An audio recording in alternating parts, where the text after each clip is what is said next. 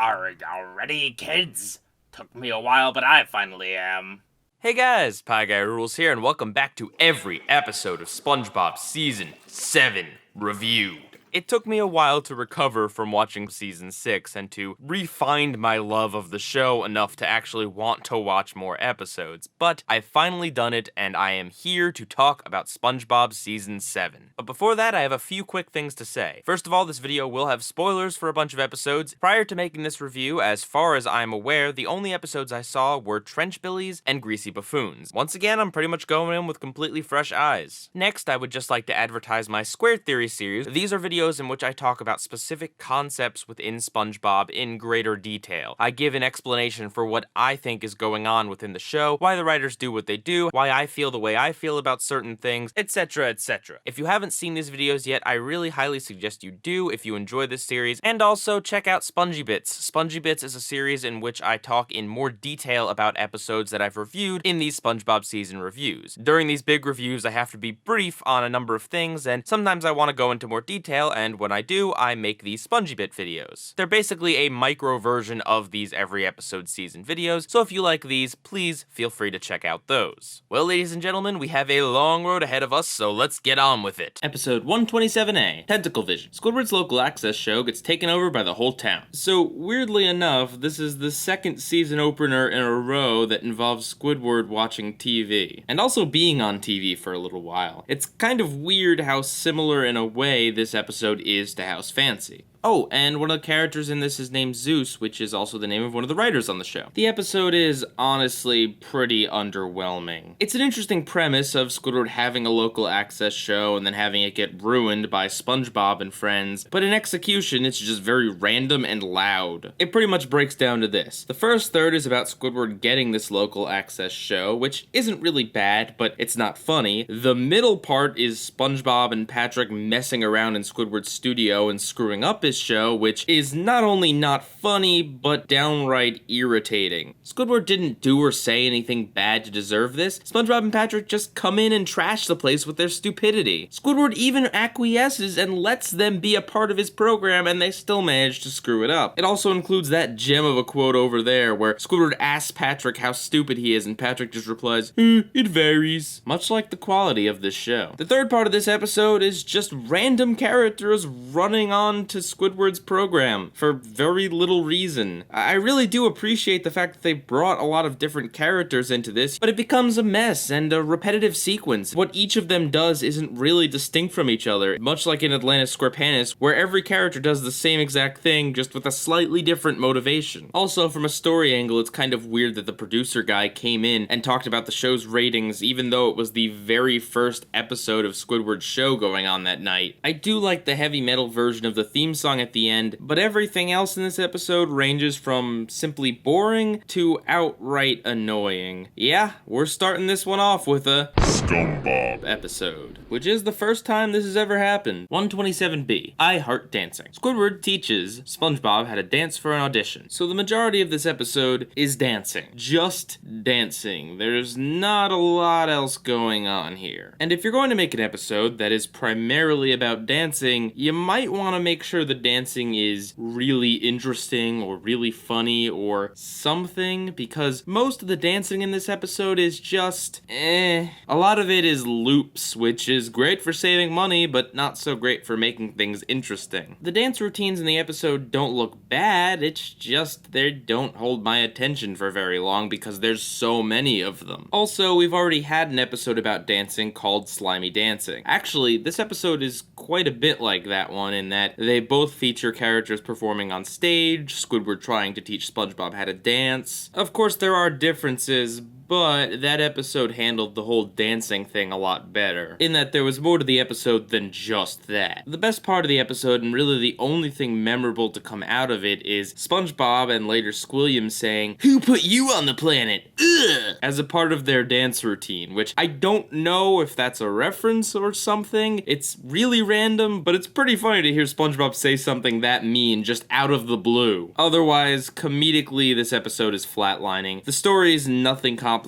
Squidward pushes SpongeBob too far dancing so that he'll miss the audition and Squidward can step in. It's pretty standard, and that'd be fine if the episode were funny or the dancing were spectacular and interesting and a really nice show-off of creative animation, but it's not. The episode is none of those things. And it's not even the first dance episode. It's a episode. Oh, and this episode gives another point to Squilliam. Episode 128A, Growth Spout. Mr. Krabs tries to steal food to satiate Pearl's appetite. I really like the premise of this episode. Mr. Krabs has to run around and steal food from people because his poor daughter's going through a horrible growth spurt and can't stop screaming because she needs food. The stakes are high because it's about the well-being of his daughter Pearl, and there's even the cops that are after him, which creates some sort of a danger of him being caught. It's a pretty decently told story. On top of that, it's actually funny. I love the scenes with Mrs. Puff here. She's so hardcore with her crowbar. It's just really funny. It's also very strange seeing her and the police in the same episode and having her not get arrested. I also like when Mr. Krabs is in Squidward's house and he says etc. when he can't figure out what food it is. And there's something really funny about the line delivery at the end where SpongeBob says that the secret ingredient is love. It's a good episode. If there's one complaint I had about the episode, it's that it involves money at all. It really didn't need to. The stakes of the episode are about Pearl. Mr. Krabs shows in this episode that he does genuinely care about her, and yet still the writers feel the need to throw the money thing in there, like Pearl will eat Mr. Krabs' money if he doesn't come up with a solution soon, when it's just totally not needed. The money thing with Mr. Krabs is such a crutch, but it doesn't really take away from the episode that much. Episode 128B, Stuck in the Wringer. SpongeBob gets glued to his wringer. Let's get the good stuff out of the way first. I do like some of the hijinks with SpongeBob stuck in the wringer at the Krusty Krab. It's a little bit reminiscent of when he had the splinter stuck on him, except the wringer stuff is a lot more physical and less painful to watch. I'm not gonna say it's really funny, but it is at the very least slightly amusing. I also like Patrick's speech to SpongeBob as it's reminiscent to his motivation in Help Wanted. Oh, and the episode features Weenie Hut Jr.'s coming back, which is great, except it had to be in this episode, of course. There's a lot of not so nice things about this episode. Starting from the top, SpongeBob slips on the rubber ducky in his bathroom that Patrick supposedly left there, except that when we see the wide shot a few seconds before, the rubber duck is clearly not on the bathroom floor. Is it really that hard to be consistent between shots that happen within 15 seconds of each other? This episode starts out nearly identically to the Blackened Sponge, where SpongeBob falls in his bathroom, does a fake out where he doesn't get hurt, and then he falls again and actually gets hurt for real. The middle part of this episode is just SpongeBob going to the carnival with Patrick and SpongeBob repeatedly getting hurt. It all really falls apart in the last third though, where the episode suddenly decides that it's SpongeBob's fault somehow for getting himself stuck in the wringer, and that SpongeBob is being unfair to Patrick for some reason. I don't understand this episode. SpongeBob's having a miserable day because Patrick left his rubber duck on the floor in the beginning, and Patrick's decisions to go to Weenie Hut Jr. and the carnival only end up getting SpongeBob in pain. Patrick didn't necessarily do it intentionally, but SpongeBob didn't do anything wrong the entire episode. Him snapping at Patrick towards the end was totally justified. And I'll tell you why. Patrick may not have intentionally tried to do any of this stuff to SpongeBob, but you know what problem he does have? He has the problem of being careless. There's a difference between being stupid and being careless. Him leaving his rubber duck on the bathroom floor was him being careless. Him going to the carnival and the ice cream parlor was because that's what he wanted to do instead of really thinking about SpongeBob. So he was also being selfish. Patrick didn't do any of this stuff intentionally, but he wasn't thinking of his best friend's feelings when he's going through this hard time in his life. And that's why Patrick deserved to be called out by SpongeBob. But of course, when SpongeBob calls Patrick out once for being the careless, inconsiderate oaf that he is, the episode treats him like scum for doing it. One of the random background fish calls him out and says that he's horrible and there's something wrong with his heart, even though that has nothing to do with the rest of the episode. It's so crazily backwards though, because SpongeBob's the one who's kind and considerate and empathetic, and Patrick is the one that's careless. And I know the background fish only saw SpongeBob snap at Patrick, but the writers didn't need to make that scene happen. The way the one background fish explicitly calls out SpongeBob just comes out of nowhere and seems really random. You could have just had the crowd boo and walk away, or just not include the crowd whatsoever. But no, it has to set up this weird ending. After that scene, we switch to Patrick's perspective for some reason. The other 85% of the episode is from SpongeBob's perspective, but just now we suddenly switch to Patrick's entirely in a really jarring way. Then we see SpongeBob, who's apparently spiraled into depression. Patrick actually apologizes, but at this point, it seems more like he's apologizing just because he wants his friend back and not because he realizes he made any mistakes. From the very beginning, with the rubber duck, thematically, the episode is about how Patrick is being careless and inconsiderate, and yet that is not the lesson that he says he learned. He's just sorry for putting super glue on SpongeBob. He completely ignores all the rest of the things that he's done. Oh, but the episode does have a moral. It's that crying solves everything, which is a joke moral, and that's fine. I don't think any kid's actually gonna believe that, but at the same time, they could have used that time to actually talk about the real moral, which is Patrick's inconsiderate nature. This is one of the few times that SpongeBob actually calls Patrick out on this, and of course, he is in the wrong for doing so somehow. Also, SpongeBob gets out of the wringer by Patrick's tears, because that's what this episode needed to end on a really cliche note. If it wasn't obvious, it's a scumbag. Overall, this episode is a really botched and confusing story. Episode 129A. Someone's in the kitchen with Sandy. Plankton wears Sandy's fur to trick SpongeBob into revealing the Krabby Patty formula. You ever wanted to know what it would look like if Sandy got run over by a truck? Wonder no more, because this episode features Plankton piloting Sandy's fur, which looks a lot like Sandy's corpse. It'd be funny if it wasn't so creepy. This episode is very similar to Imitation Crabs. Have you noticed that so far this season I'm saying a lot of episodes are similar to a lot of past episodes? When a show starts repeating concepts, it's not a very good sign. But this being ripped straight from Imitation Crabs is really the least of its problems. First of all, there's a subplot which features Sandy running around Bikini Bottom in her bikini with a coffee pot on her head, and the Bikini Bottomites all calling her a nudist. That whole thing makes literally zero sense. And I'm not talking about the fact that she's wearing a bikini. It's kind of necessary for her to be wearing something because it is a kid's show and it'd be weird to see Sandy naked. Even though we see SpongeBob naked a lot, it'd be really weird for Sandy. The confusing part is the fact that Plankton steals her fur, but he doesn't steal her suit. She could just wear that and she wouldn't be naked. That's a huge logical mistake in the episode. Either Plankton should have stolen her suit too, or that subplot shouldn't have existed. It's not like it's funny or adds up to anything really. Yes, she does meet up with Plankton for the climax, but she just randomly stumbles into finding him. We could have gotten that without having to see her aimlessly journey through Bikini Bottom. And the part with Plankton and SpongeBob is really tedious at best. SpongeBob says,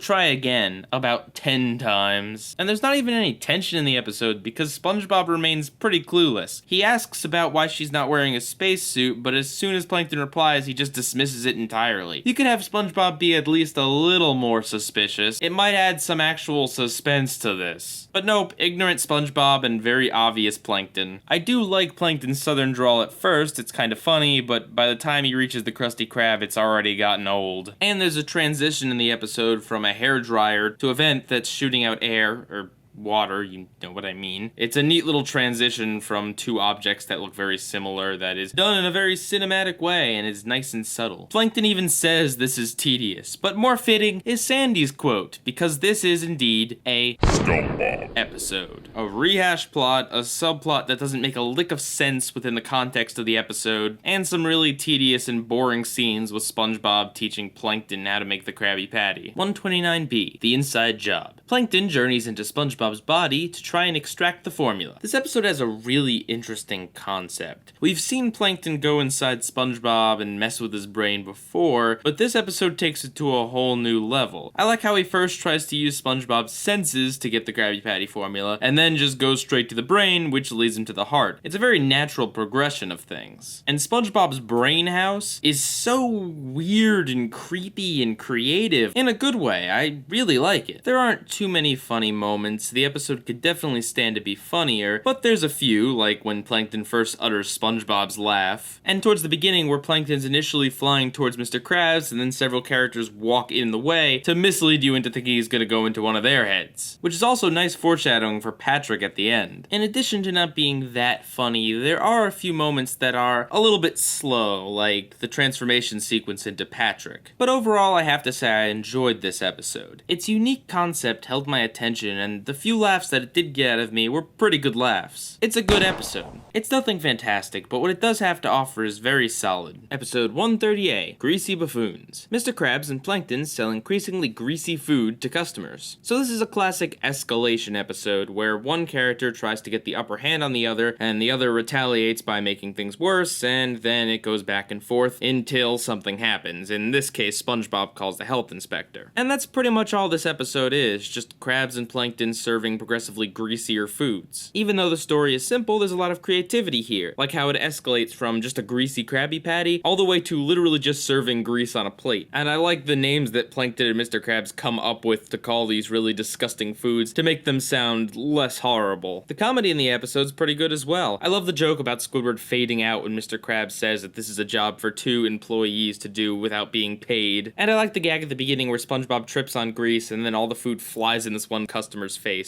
And this is another episode where SpongeBob stands up to Mr. Krabs. In this episode, Mr. Krabs is just as bad as Plankton, but I don't think that's a bad thing. I think it's kind of interesting to have these two forces fighting against each other who are both definitely in the wrong. And even though there's not really any punishment at the end, SpongeBob does catch them and force them to both stop what they're doing. The episode uses some gross out elements of having the fish people be engorged with all the grease they've eaten, but personally I find it to be pretty effective to the story. SpongeBob needed to see something extreme to get him to stop serving the grease. And hey, it teaches a nice little moral that it's not good to eat too much grease or disgusting food. Even though it might taste good, it's not healthy to eat a lot of this stuff. And on a minor note, I love how more and more parts of the Krusty Krab, Chum Bucket, and surrounding area get covered with grease as the episode goes on. And of course, I like the solution at the end, how SpongeBob absorbs it all to get rid of it. That's pretty clever. It's a good episode. There's only one thing that I don't like, and that's the fact that SpongeBob drives the grease truck, which means they either forgot that SpongeBob can't drive, or they forgot to make some sort of joke out of SpongeBob being able to drive a truck. It's also kind of interesting that Tentacle-Vision foreshadowed this, where Mr. Krabs says there that they changed the grease traps regularly. Episode 130B, Model Sponge. Thinking he's been fired from the Krusty Krab, SpongeBob gets a new job as a model. I think this episode is a little bit too cluttered. If you want to do an episode about SpongeBob getting a different job, you have to have him get fired as quickly as possible in order to have enough time to develop that plot. The episode isn't really about him losing his job at the Krusty Krab so much as it is about him being a model. So the beginning scene and the ending scene where he gets his job back being a little bit more on the drawn out side only serves as a detriment to the episode. Just have Mr. Krabs say he's going to have to get rid of the little guy and then have SpongeBob run out of the restaurant. You don't need the part with him comparing himself to Squidward, and you don't really need the part with him talking to Patrick about what he's gonna do. They should have just jumped into him doing the job search from there. It would have saved time in the episode to flesh that out a little bit more. Even though I do like the scenes where SpongeBob is going around trying out jobs and ends up accidentally making Krabby Patties out of everything, kinda like when he was in the chef exchange, I feel those scenes were also a bit on the fillery side, because the actual part about him being a model really doesn't have much time to play out. He auditions, automatically gets the part, goes in, tries it for a little bit, and then immediately quits. There should have really been a little bit more to it than that. Comedy-wise, I don't really like much of anything in the episode outside of when Hans is dragging around SpongeBob. SpongeBob's reactions along with the animation are quite humorous, and that sequence is pretty awesome. Very reminiscent of when he had the suds. But everything else isn't very funny. And the opening bit where SpongeBob misunderstands Mr. Krabs talking in his office is very much like Robo Krabs. I don't really dislike this episode, but I don't like it either. It's pretty forgettable and a little bit too cluttered. It's a meh. I do like that it continues the theme set in As Seen on TV, where SpongeBob is obsessed with becoming famous. Episode 131A, Keep Bikini Bottom Beautiful. After littering, Squidward must do community service that involves picking up trash. My favorite part of the whole episode was Squidward's walk cycle at the beginning, him walking all happy and doing his little dance. And because that's my favorite part of the episode, you probably can already guess that I didn't like this one. I can see where they were trying to tell some jokes and trying to make an interesting plot, but I think this falls completely on its face. First of all, the cop repeatedly giving Squidward tickets is not funny and in fact really irritating, especially because none of them are Squidward's fault in any way. All Squidward has to do is drop something on the ground and suddenly it's his fault. Apparently having garbage on his own properties is worthy of a ticket. Apparently making SpongeBob stand in his own garbage can is worth a ticket. And I know, it's a cartoon, it's silly, it's supposed to be funny, but it's not funny. Every single time they play the cop music and the cop just walks in and slaps a ticket on Squidward's face. It's not very comedic and there's not much variation to it. It's like every single time I start to hear the cop music, I can just zone zone out for the next 15 seconds because I know exactly what's going to happen. Also, the whole scene of Squidward living in the garbage house is pretty gross. I could understand them doing a quick gag about it where he starts to sip his tea and then spits it out and runs away, but the fact that they have him drink tea, eat some toast, go to sleep in it, shower in it, it's too much. I get it. It's disgusting and Squidward doesn't realize it, which is supposed to be funny, but dragging it out this long definitely doesn't make it funny. The entire episode could just be described as SpongeBob and Squidward haul trash around while constantly getting tickets. It is no more complicated or interesting than that sentence that I just told you. It's a dull episode and the cop really gets on my nerves. It's a scumbag episode. If you're going to repeat something that many times in an episode, you had better come with some big variation. The episode isn't bold or brash, it just belongs in the trash. 131B, a pal for Gary. SpongeBob gets a new pet to keep Gary company, but it has a monster attitude problem. If you've been paying attention to these videos at all, you will know that I am so tired of the SpongeBob is ignorant to the world around him plots. So tired of them. They are such a crutch by the writers who keep going back to this well time and time again. And this might be the very worst instance of it. The big problem with this episode is that the first half builds it up like SpongeBob actually cares about Gary and is very concerned for his well-being and is trying to be a really good pet owner, and then the second half has him ignoring Gary and blaming Gary and just completely missing the fact that his pet is being eaten by a monster. And of course, that's followed up by SpongeBob never realizing, never apologizing, never doing anything to redeem himself for being the terrible pet owner and terrible person that he was. And not only does this do the ignorant thing, but it breaks the cardinal rule. SpongeBob point blank watches Gary being eaten by a monster and just has no reaction other than to tell Gary to get down. You would think that that would be the point where the monster would transform back into the cute form right as SpongeBob opens the door and SpongeBob would just see Gary growling at Puffy Fluffy. That would make more sense. SpongeBob would still be an ignorant doofus, but at least it wouldn't be so much his fault because the thing was trying to manipulate him. And what does it add? What does SpongeBob not realizing that this thing's a monster add? I guess it's supposed to be for comedy purposes, but nothing about it was funny. There wasn't some wacky misunderstanding where SpongeBob thought Puffy Fluffy was something else entirely or mistook it for something that looks similar. He just had very little reaction to his friend being eaten. It would have been perfectly fine if SpongeBob had realized at that point, holy cow, there's a giant monster, help, and then have him get captured by the thing and have Gary have to rescue him like it happened in the episode. Oh, and this is a small note, but in this episode you can see SpongeBob's pet clam in his bedroom, because that doesn't make SpongeBob's need to get another pet for Gary completely pointless when he already has another one. It's a scumbag episode. It's a frustrating plot and it's not funny. It's also yet another Gary plot that hinges on the fact that Gary and SpongeBob cannot communicate, even though in other episodes it's clear that they are able to talk to each other. Episode 132A, Yours, Mine, and Mine. SpongeBob and Patrick fight over a toy SpongeBob bought for them to share. So this is an episode I actually watched 4 times. Usually it's just 3 for the review. I did this because I was a little bit conflicted. My natural instincts were to hate this episode because of Patrick, but that's not honestly giving it a fair shot. Is Patrick annoying in this episode? A little bit, yes, but I feel like they do some things right to make it less annoying than certain other episodes with Patrick. The fact that they had SpongeBob stoop down to his level by the end definitely made it a lot more even and less frustrating on the Patrick side. I think this plot works better when SpongeBob and Patrick are both acting like children. That being said, Patrick is definitely in the wrong here, and by the end of the episode didn't learn anything. And yeah, I get that they're going for the joke moral at the end, and that's all fine and good, but Patrick really should have gotten some sort of lesson or comeuppance or something for the way he acted in the first half of this episode when SpongeBob was being completely reasonable. SpongeBob's actions were only a reaction to what Patrick was doing. That being said, outside of Patrick's overly jerky behavior, there really isn't anything wrong here. It harkens back to episodes like The Secret Box or Battle for Bikini Bottom. It's one of those SpongeBob and Patrick run around and fight each other episodes. And while it's nowhere near as good as the 2 I just mentioned, I think it has its perks. I like the part where they're rolling around in Squidward's house, and he's just like, yeah, I hate them. I like the part where Patrick says that Gary's off his list. I like when Mr. Krabs gives the toy to SpongeBob and Mr. Krabs' reaction to SpongeBob's reaction. I also like how SpongeBob and Patrick dehydrate in Sandy's house. That's something that hasn't happened in a very, very long time. So while the execution of the story is just a botched up version of something we've already had before, a lot of the gags and cameos do work. I was originally going to call this a SpongeBob, but honestly, there's enough upsides to this, and Patrick being a jerk isn't too bad here, that I think it can get by with a meh. Though if you considered it bad, I really wouldn't argue with you. Episode 132B, Kracked Krabs. Mr. Krabs takes SpongeBob to a cheapskate convention. Hey, did you guys know that Mr. Krabs likes money? I do, because the show reminds us of that every single episode he appears in. That being said, I think this episode takes the concept of him being cheap and really runs with it. It makes an interesting story out of that. Instead of having it just be a few jokes here or there, instead of it just being yet another plot of Mr. Krabs doing things for money, this episode takes his cheapness to a whole new level in a very interesting way. I think it's a good episode. The plot is very entertaining and well thought out, having Mr. Krabs go to a convention, taking SpongeBob along as his little protege, and then having SpongeBob give a testimony for him to win this thing, telling him to lie, and SpongeBob lying and saying Mr. Krabs isn't cheap. It's a clever story, and not only that, but the comedy is on point too. SpongeBob trying to do the crab laugh, SpongeBob trying to take his tip back from the muscular bellhop, as well as the entire sequence where SpongeBob's up on stage are all really, really funny. There's also a nice bond between SpongeBob and Mr. Krabs here. Krabs seems like he genuinely wants to teach SpongeBob his lifestyle. It's like a mentor relationship between Krabs and SpongeBob, which is something we don't see often enough on this show. It seems like the characters actually like each other in this episode. Plus, we get to see a bunch of new characters and a new location. We've seen hotel rooms before, but this one and the conference center are a little bit different. Also, it's cool seeing the designs and the characters of all the other Krabs. The episode feels very season 4 and would fit right at home alongside Shell of a Man. Though it doesn't feel like a ripoff or like it borrowed any elements, just thematically they're a little bit similar. And they're both great episodes. Oh, and in terms of the moral of stealing is right and being cheap is good and all that sort of stuff, it's pretty clear that the episode is exaggerated enough, so I don't think any kid would actually take this seriously and think that it's alright to be this extremely cheap and conniving. Episode 133A, The Curse of Bikini Bottom. SpongeBob and Patrick get turned into ghosts after angering the Flying Dutchman. They've kinda done the ghost angle on this show a few times before, like in Pranks-A-Lot where SpongeBob and Patrick pretended to be ghosts, as well as Squidward the Unfriendly Ghost, and pretty much every other time the Flying Dutchman appears. In terms of this episode, it's not very interesting. I was kind of bored at the first half of this, like the whole bit with the lawnmower, and at the end, SpongeBob and Patrick didn't really have to do anything to stop being ghosts. All they did was beg the Flying Dutchman. Granted, they showed that they sympathized with him, but from a story perspective, it really should have been a bigger deal than that. They helped him out with his makeover, but that really didn't actually have to do with uncursing them. He already did that, and he said it takes several months to wear off. That being said, I do like some of the jokes here, like when Patrick thinks that they're mermaids because of their ghostly tails, and the cut to Squidward when SpongeBob says he doesn't understand how anyone could walk around without a soul, being invisible to the world. And some of the gags with them not being able to have much of an impact on the physical world worked, but I found them to be a little bit repetitive, like most of the ghost jokes are about the fact that they can't touch things. Overall, I give it a meh. The story isn't that entertaining, and they've kinda done the ghost thing a few times now at this point. But it does get some points for being at least a little bit funny. Oh, and by the way, Squidward and Mr. Krabs aren't afraid of ghosts anymore. 133B, Squidward in Clarinetland. Squidward goes through an ordeal to get his clarinet back. The first half of it is just out and out really boring. It just sets up the fact that Squidward can't keep his clarinet clean while working at the cash register, Mr. Krabs gets them a locker, and that SpongeBob has been messing with the locker. It's quite a long setup when it really wasn't necessary at all. The big selling point of this episode, and by far the best part and most interesting thing about it, is the Bizarro sequence. It certainly didn't need this much setup. Furthermore, the setup doesn't even explain why Squidward is having this Bizarro freak out. The first part of this episode should have been showing Squidward maybe not getting so much sleep because he was anxious about his recital, or drinking a lot of caffeine because he stayed up the last night, or something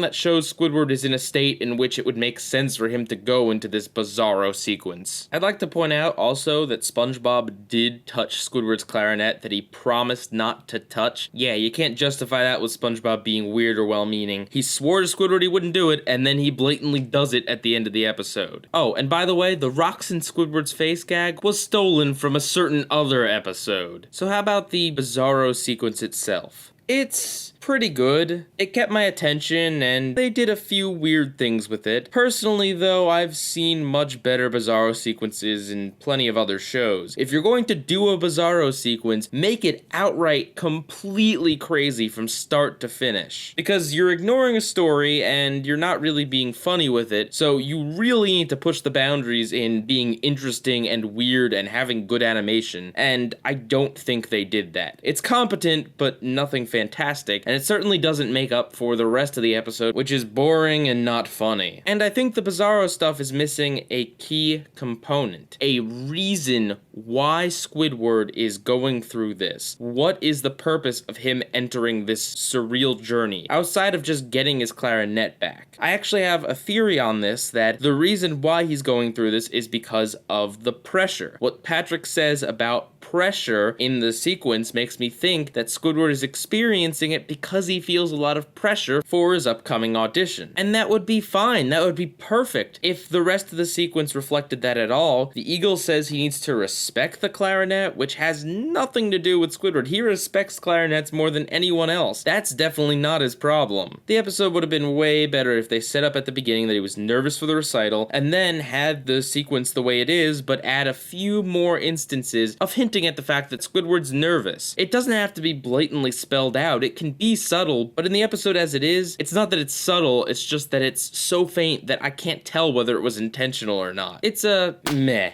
episode. The Bizarro did keep me entertained and interested, even if I think the execution could have been better. Episode 134, SpongeBob's Last Stand. SpongeBob tries to stop Plankton from building a highway through jellyfish fields. So this is the big environmental episode of SpongeBob. I didn't even need to look it up or do any sort of research. I know this is an environmental episode. The episode makes it very, very clear that is what it is. And as an environmental message, I have to say, this is absolute garbage. For one very specific reason. Nowhere in this episode do they ever show any legitimate reasons as to why anyone wants this superhighway. The reasons given are as follows. Plankton is evil and wants to crush Krabs. Krabs wanted it because he was greedy and wanted business to come right to him. And the citizens of Bikini Bottom wanted it because they like superhighways. That's literally it. That's all the reason given. This is such a problem because if you're going to present an issue like this and only show one side, you make everyone on the other side look like a complete moron. And any educating you are doing is educating kids that you should always just be pro-environmentalism over industrialism, and anyone who is for industrialism and building of highways and cities and all that sort of stuff is just an idiot. That's what this is showing. When in reality, there are a number of legitimate reasons that a highway is very important. And of course, one of those benefits is that a highway will give another route in and out of locations, therefore creating less traffic, therefore creating less idling cars, thus reducing the amount of pollution put into the air by cars, because cars aren't just sitting and idling, giving off gas. Instead, they're getting to their destination faster. Oh wow, look at that. Sometimes building a highway is actually better for the environment. And look, I don't mean to come off as an industrialist who doesn't care about the environment. I totally do care about the environment, and I totally think it is important to educate kids that it is important to protect animals' habitats and all that sort of thing. But the thing is, it's such an easy stance to say, environmentalism is good, let's help the animals, and never consider why as a society we decide to do these other things. And I know this is SpongeBob. I know they can't get too complicated, but if they had just had one or two characters explain that a highway is helpful for, oh, I don't know, the economy. It helps fish get to jobs outside of the city when there's not enough jobs in the city. Just give them some legitimate reason. Even if the episode is overwhelmingly on the side of not building the highway, at least present the reasons why people would like a highway to be built. And I can prove it to you that you can do this very simply. Here's my version of this episode. Instead of making the always obviously evil character be the one building the superhighway, you make it be Mr. Krabs, who is morally ambiguous. Krabs wants to build the superhighway because obviously it'll mean more profits for him, and the Bikini Bottomites go along with it because, oh, let's just say there's only one way out of town, and that way is always backed up with traffic. SpongeBob realizes it cuts through jellyfish fields and obviously doesn't like that. So he goes to Mrs. Puff, the one person on this show you would think would be in an episode about building a superhighway, and Mrs. Puff explains to SpongeBob why highways can be important and how they can help the environment. SpongeBob and Mrs. Puff then brainstorm some other solutions so that everyone's happy, and it turns out that you could build the road right around jellyfish fields and not interrupt any animal's natural habitat. SpongeBob presents the idea to Mr. Krabs, but Krabs shuts him down because building around jellyfish fields would cost more money. Then the episode plays out as it does here, with the jellyfish swarming the city, have the Bikini Bottomites all question Krabs as to why he's still going through with this, take his money, destroy the highway that he built, and then build around jellyfish fields. You could even make a joke saying that Mr. Krabs owed a bunch of back taxes, and that's how they're legally able to take the money from him or something. There you go. The episode presents both sides of the issue, and instead of making one of them the bad guy, it makes corporate greed the bad guy, because that is something that you can easily make the bad guy. Industrialism in and of itself isn't bad, but greedy executives who do everything for the cheapest amount of money possible despite how much of the environment they harm in the process when they really don't need to harm that much at all, that is a target that I can easily get behind mocking. And that is a good lesson for kids about how you should always try to find a compromise between helping human society or fishman society and helping the environment. So yeah, this episode is meh. What, did you expect it to be a scumbob? Here's the thing, on the level of teaching kids and being about the environment, this thing totally fails. But on the level of telling a story, it does all right. There are a lot of things I like about this episode. The jellyfishing song is pretty neat. The story in general about SpongeBob and Patrick trying to save jellyfish fields is one that makes a lot of sense for the characters. And I really like when the Krusty Krab is underneath the highway and everything is in shadow and there's constant noises and shaking. It really does paint a bleak picture, and the cinematography is fantastic. There's a lot of attention to detail where there wouldn't be in a lot of other episodes of SpongeBob. There's also some pretty decent jokes, like SpongeBob ripping off Patrick's skin and the Krusty Krab finally accepting facts. There's also a bunch of references to other episodes like Chum is Fum. Outside of the fact that it sucks at teaching the moral and it conveniently leaves out any legitimate reason to want the highway, everything else about the story works. If you want an episode that does a much better job of teaching a moral to be good to the environment, just go watch Jellyfish Hunter. Episode 135A, Back to the Past. After messing with the past, SpongeBob and Patrick help Man Ray become a dictator. So this is one of those weird halfway specials where it's not quite 22 minutes, but it's longer than 11 minutes. It's about the same running length as Shanghai. I always wanted to see a special that involved Mermaid Man and Barnacle Boy, and prior to seeing this episode, I didn't think there was one. Seriously, I had no idea that this episode was going to be longer than 11 minutes. Some people don't consider these specials, but personally I see anything as over 11 minutes being a special because it's not very often that happens, and clearly it is special in some way. So, was this episode a wonderful surprise out of nowhere? No, actually, I really don't like this episode. I think it is a scumbob episode. I really think this whole thing is a big mess. It's halfway stuck between trying to be epic and trying to be silly, and it ends up being neither of these things. Tonally, it's all over the place, and I don't find anything here to be funny. The time travel thing isn't even a unique aspect to this episode. We've seen it as far back as SP129. And the whole character becomes a dictator in the future thing has been done better in other shows like Kim Possible. Parts of this episode are trying to be dead serious, and I mean that literally. This is one of the few or possibly only episode of SpongeBob where death is addressed in a meaningful way. I'm not talking about a gag where someone dies comedically. I'm not talking about Nasty Patty where they think they killed someone. I'm talking about literally having main characters be dead in this episode as not a joke and not even really a plot point, just as a thing that happens that kind of makes you want to take this episode a lot more seriously than the rest of it. Granted, the characters that died also had time duplicates that lived on, but even still, according to this episode, Mermaid Man and Barnacle Boy, the original ones that we knew, had died. You really can't do that if you want me to take this as a lighthearted, fun romp.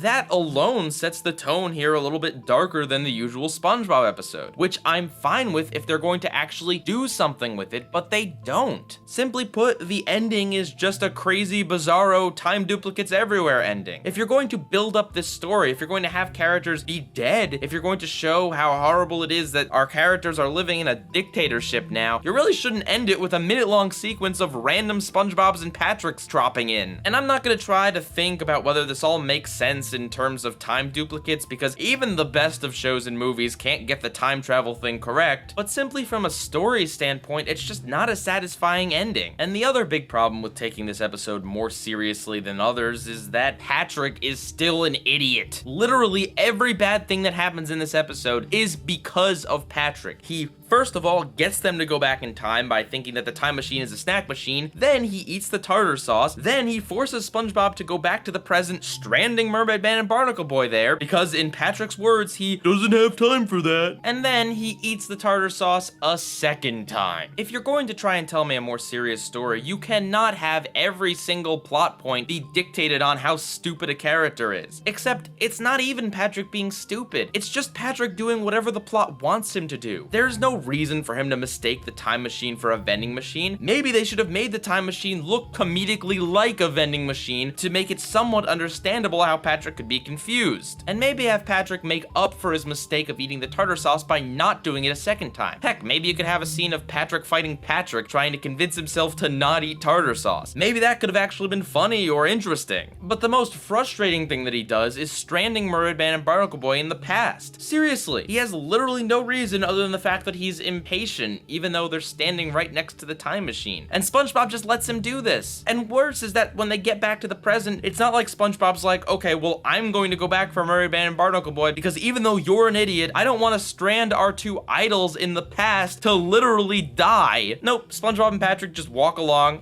They'll probably be fine, right? I mean, it's not like it caused them to die or anything. Weirder still is the fact that stranding the old Mermaid Man and Barnacle Boy in the past doesn't actually do anything for the story. Patrick ate the tartar sauce. That was the event that caused Man Ray to somehow become a dictator. Leaving old Mermaid Man and Barnacle Boy behind didn't affect that in any way. Whether they were there or not, the bad future would have happened. I don't understand why they made Patrick and SpongeBob to an extent do this incredibly callous thing, leaving their idols for dead. It serves no purpose. There are parts of this that I think could have worked if this had been a slightly more serious story. If they had given it a good ending, if they had maybe shown more of the citizens of Bikini Bottom and what their lives are like now that Man Ray's taken control. I'm really curious as to what happened to Plankton. Not had everything be dictated by Patrick's stupidity and actually given us a satisfying, solid conclusion instead of just a bunch of random SpongeBobs and Patricks falling out of the sky, then this could have been really good, really interesting. The premise itself isn't a bad one just because it's been done before, but seeing as it is a generic time travel-y dictator in the future plot, they really should have done more with this. Either made it a more fleshed out story or added a lot more comedy to this and not have included some of the darker bits. And I'm not saying the dark bits couldn't work well in SpongeBob, it's just you need to understand what you're going for, whether it be a slightly more serious story or a more comedic story or something in between. Because this doesn't work as a serious story, a comedic story, or a story that meshes the two. I'm not laughing at this, I'm bored out of my mind at the story, and I don't think any of it flows well together. I wanted to see a special that involved Mermaid Man and Barnacle Boy, but not like this. Oh, and I probably should talk about Adam West and Burt Ward being in this episode. It's clever that they're there, but at the same time, it's not really anything new. Adam West has been in a lot of stuff that has parodied classic Batman, like Catman from Fairly Odd Parents, just to name one. It's cool, but it ultimately doesn't affect the episode that much. 135B, the Bad Guy Club for Villains. The IJLSA must foil an evil meeting. I think it's pretty clever that they decided to have both the short and the longer episode be not just about Mermaid Man and Barnacle Boy, but about young Mermaid Man and Barnacle Boy specifically. What's less cool is the fact that they didn't get Adam West and Burt Ward back for this short. Seriously, that is really jarring. You go from an episode where those two are voicing young Mermaid Man and Barnacle Boy to here where it's just their old voice actors voicing them younger. Mermaid Man does not sound like a young superhero here. He sounds like an old man trying to sound younger. Surely they must have known that they were going to do this short. Why couldn't they have just gotten Adam West and Burt Ward to come back and do this, or have them do this in the same recording session? I'm not gonna hold it against this episode. It's not a big deal here, but it is kind of a big deal when you really think about the production of this show that is worth billions of dollars. It just kind of paints a picture that the people behind this don't care very much. Anyway, onto the episode specifically, I think this is a good episode. Surprisingly enough, though they screwed up pretty badly in the previous episode, they've managed to get everything right here, and in half the time. What they did better here was that it is very over-the-top campy, meaning you can take it seriously as a story, but not so seriously because it's also goofy at the same time. It's a certain balance that they strike here that makes it very fun. The whole thing is basically an extended fight scene, which is not dissimilar to the fight scene in Mermaid Man and Barnacle Boy 5. It's clever, and it makes you really root for the heroes. You get invested here. It's not complicated, it's not rocket science, it's not taking itself too seriously or not seriously enough, it just does everything really well. There's some good jokes, like how Mermaid Man spins in the air for a good while he's giving the exposition, and how Barnacle Boy gets cut off in the tape right as he's saying, "Holy!" And it gets the satire right of not just the 60s Batman stuff, but of the 80s cartoons that always tried to shoehorn a moral in at the end. And there's a few cool little things in here too, like how the credits to the Mermaid Man and Barnacle Boy episode are the actual SpongeBob credits. The fact that this Mermaid Man and Barnacle Boy episode is a lost episode, just like how SpongeBob had a lost episode. So overall, it's funny, has a decent fight scene, it has a story that you can take seriously enough, but not too seriously, and it's a short, meaning it doesn't even take that much of your time to watch it. In general, I think this episode's great, although I do have two minor gripes. Firstly, they keep cutting back to SpongeBob and Patrick on the couch reacting to the Mermaid Man and Barnacle Boy episode. This really only serves to take me out of the episode in the episode. I don't need to know how SpongeBob and Patrick are reacting. It's kinda like the SpongeBob equivalent of a laugh track. It's just not necessary, though thankfully the interludes are very short. My other gripe is that they kinda screwed up some of the names of the IJLSA and costumes as well. What we see here is a little bit inconsistent with what we saw in Mermaid Man and Barnacle Boy 5. Now, it is possible that being superheroes, they had changed their costumes and names a few times over the years, as superheroes are known to do, but it is a little bit irritating that they decided to revisit the IJLSA while also getting some of the details wrong or deciding to do them different for some reason. Episode 136A.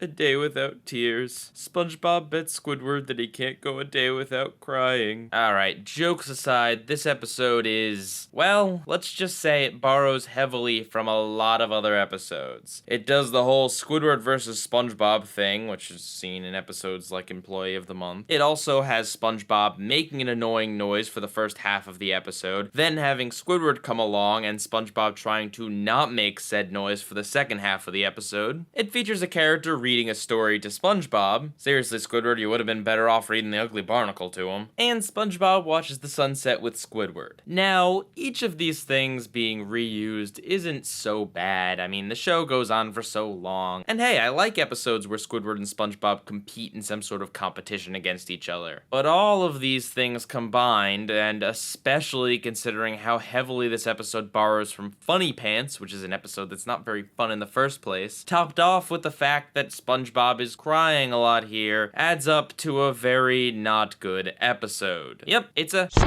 episode. My favorite part of the entire thing is the colors they use during the sunset. That's about it. The second half of this episode is decent, but it's really boring. And the first half of this episode is mostly just SpongeBob crying. And I understand they had to have SpongeBob crying to establish that so that the episode would work, but if you're gonna make SpongeBob cry a lot, you should probably be more clever about it. Like, what if they had SpongeBob start crying and then every single time they cut away to something else and then cut back to him as he was just finishing crying? Or, I don't know, muffle his cry or do something. They do light variations here, but for the most part, you get a lot of his really obnoxious crying sound. There's also a sequence where SpongeBob talks with Patrick, and I don't understand what that sequence was put in for. There's certainly no jokes going on, and nothing about it is related to the plot. He just calls Patrick. Is the joke supposed to be that nothing actually happened there? Is the joke supposed to be how mundane SpongeBob and Patrick's conversation is? Is the joke supposed to be you expect Patrick to make SpongeBob cry or something? All in all, you have a bland and boring episode that features a lot of obnoxious SpongeBob crying noises, quite a bit of rehashing, and a lot of jokes that just completely miss the mark. For the first half of this, I wanted to plug my ears, and the second half of this, I nearly fell asleep. 136B, Summer Job. After damaging the Krusty Krab, Mrs. Puff must work there with SpongeBob. So this episode starts out a lot like Boating Buddies, where Mrs. Puff gets in her car and desperately tries to flee from SpongeBob. Actually, this is kind of a weird companion episode to Boating Buddies in a way, where Squidward had to take Mrs. Puff's boating school in that episode, and in this episode, Mrs. Puff has to take Squidward's job at the Krusty Krab. Before I get too far into this, let me mention the elephant, or shall I say the crab, in the room. This episode is pretty much the only other time since Krusty Love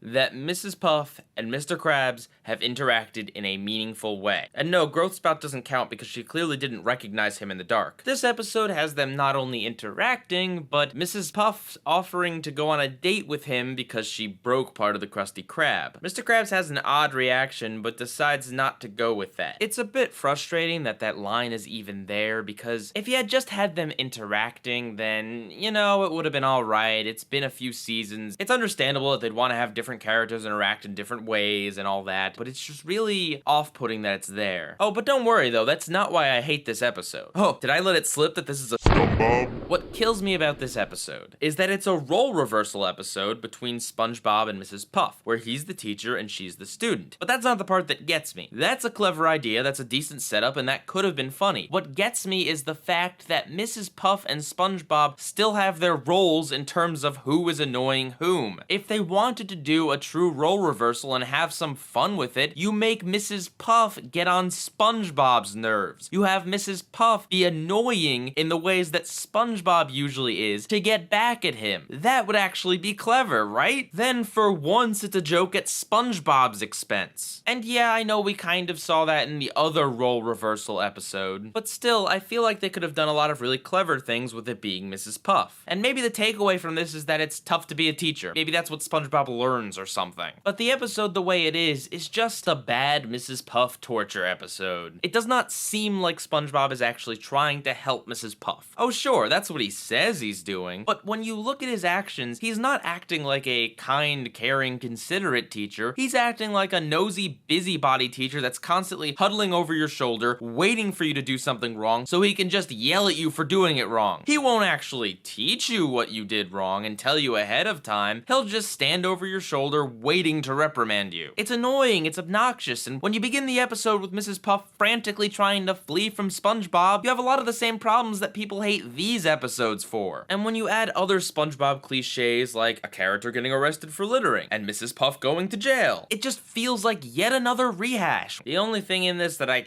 kinda sorta like is when Mrs. Puff is rolling around on the barrel, because it's the only part where SpongeBob actually shuts up and the episode just has a little bit of slapstick. It's not really funny, but at least it's slightly entertaining. Oh, and you have to love the fact that despite Mrs. Puff busting through the Krusty Krab at the beginning, setting off this whole thing in motion, later on in the episode the front is just mysteriously fixed. You don't see any construction workers, and it's implied that not much time has passed. It looks like it's been a few hours at most. I don't know if the writers forgot or didn't care or what, but it just looks so inconsistent. 137A. One course meal. Mr. Krabs takes advantage of Plankton's fear of whales. Well, this is quite the whale of an episode, isn't it?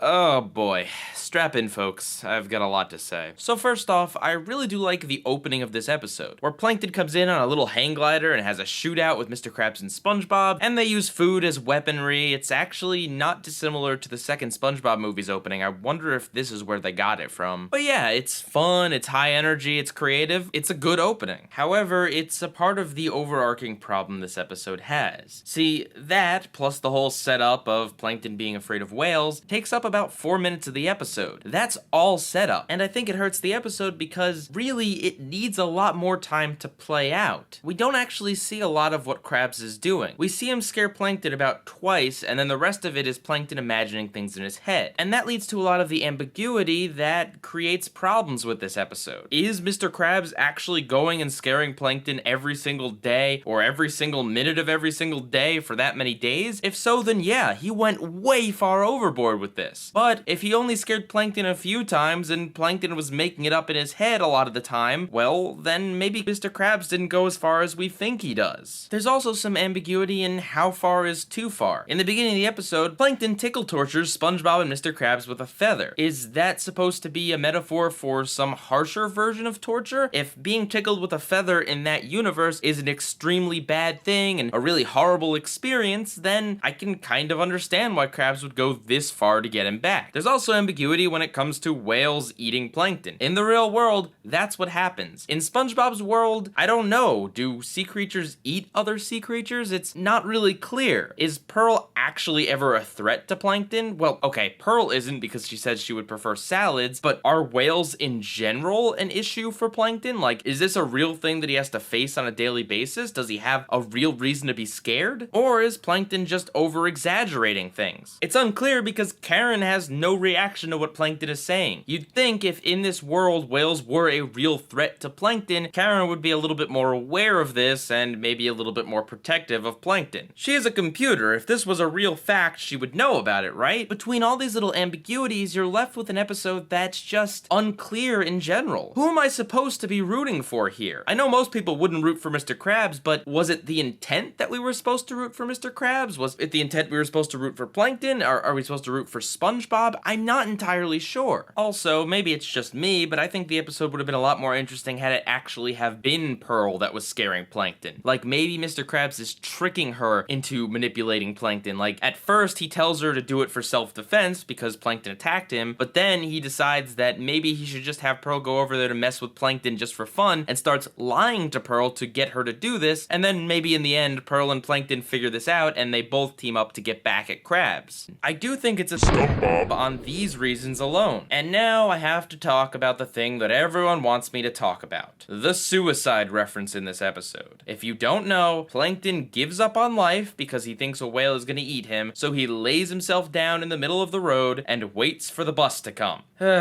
Look, I don't think the intent was ever to make this play out as harshly as everyone is taking it. I don't think that the people behind the episode really wanted you to think about it that hard. But at the same time, I can't deny that it does kinda look like a very somber portrayal of a character who's suicidal. If they really wanted to show that Plankton was at his wit's end, he had hit rock bottom and he couldn't handle it anymore, there are other ways to have done it. In fact, just now I came up with a better idea. If Plankton is so suicidal because he's afraid that he's going to be eaten, why not have him just jump in the whale's mouth because he wants to get it over with? Not only would that be a lot more of a cartoony and child-friendly way to do this sort of thing, but it could also have Plankton figure out that the whale is just a costume, instead of having to have SpongeBob just blatantly tell him. I do think it's uncomfortable, but I also think it wasn't the intent of the episode, and it's not really for that long in the episode, and to be quite honest, the other problems are prevalent throughout the entire thing. Well, the entire thing minus the very beginning. So, much like the Splinter would be a ScumBob without the Splinter, I think One Coarse Meal would still be a ScumBob without the suicide reference. Does it deserve to be considered the worst or one of the very worst episodes of SpongeBob? Well, honestly, I think that depends on your definition of the worst. If it comes to worst in terms of entertainment value, I don't think it is. I don't think it's even really that close. I think it's a jumbled up bad episode, but there are plenty of episodes that I think are less entertaining to watch. However, if you would consider throwing in something that is not child-friendly and something that is really misusing a serious issue, so to speak, then yes, I guess I could see how a lot of people would consider this to be one of the, if not the worst episodes, in that regard especially. Personally, I think it's bad, but if everyone would stop talking about it, I probably wouldn't even remember it exists. Outside of that one thing, it's utterly unremarkable. And that is how I feel about One Coarse Meal. 137B, Gary in Love. Gary chases after a crush while dodging a thug who's after her too. So this is obviously another Gary episode. There's quite a few of them this season, which on the one hand is good that they're delving more into a character on the show, but on the other hand, it's also Gary, and Gary doesn't have the best of track records with my reviews. A lot of his plot lines boil down to him and SpongeBob have a misunderstanding about something. Is that true in this episode? Yes, but that's only SpongeBob's part of the plot. SpongeBob thinks that Gary's been kidnapped by a deranged snail lover, which actually kinda sounds familiar. I wonder if that reference was intentional. Anyway, that's only the subplot, and it's thankfully short. It kinda stinks though that that's what they went with. I would have preferred it that SpongeBob had known what was going on, and maybe tried to help Gary out in getting this snail crush of his. After all, at the end of the episode, SpongeBob can clearly understand Gary, so I really don't know why Gary didn't share with SpongeBob that he was in love with the snail earlier. Anyway, the main plot of the episode is very much like an old-style cartoon. It's about Gary chasing after a love interest interest and this brute getting in his way. This kind of thing was very common in Mickey Mouse era stuff. And for what it's worth, this show does it decently. I'm not going to say it does it great because it doesn't really put an interesting twist on it. It doesn't really do anything crazy or uniquely SpongeBob with the format. It also doesn't really include any references to older cartoons or play up the style in any way, which leads me to wonder if it was planned that this was going to be like an old style cartoon or if it just kind of coincidentally happened to be kind of like one. Either way, I give this episode a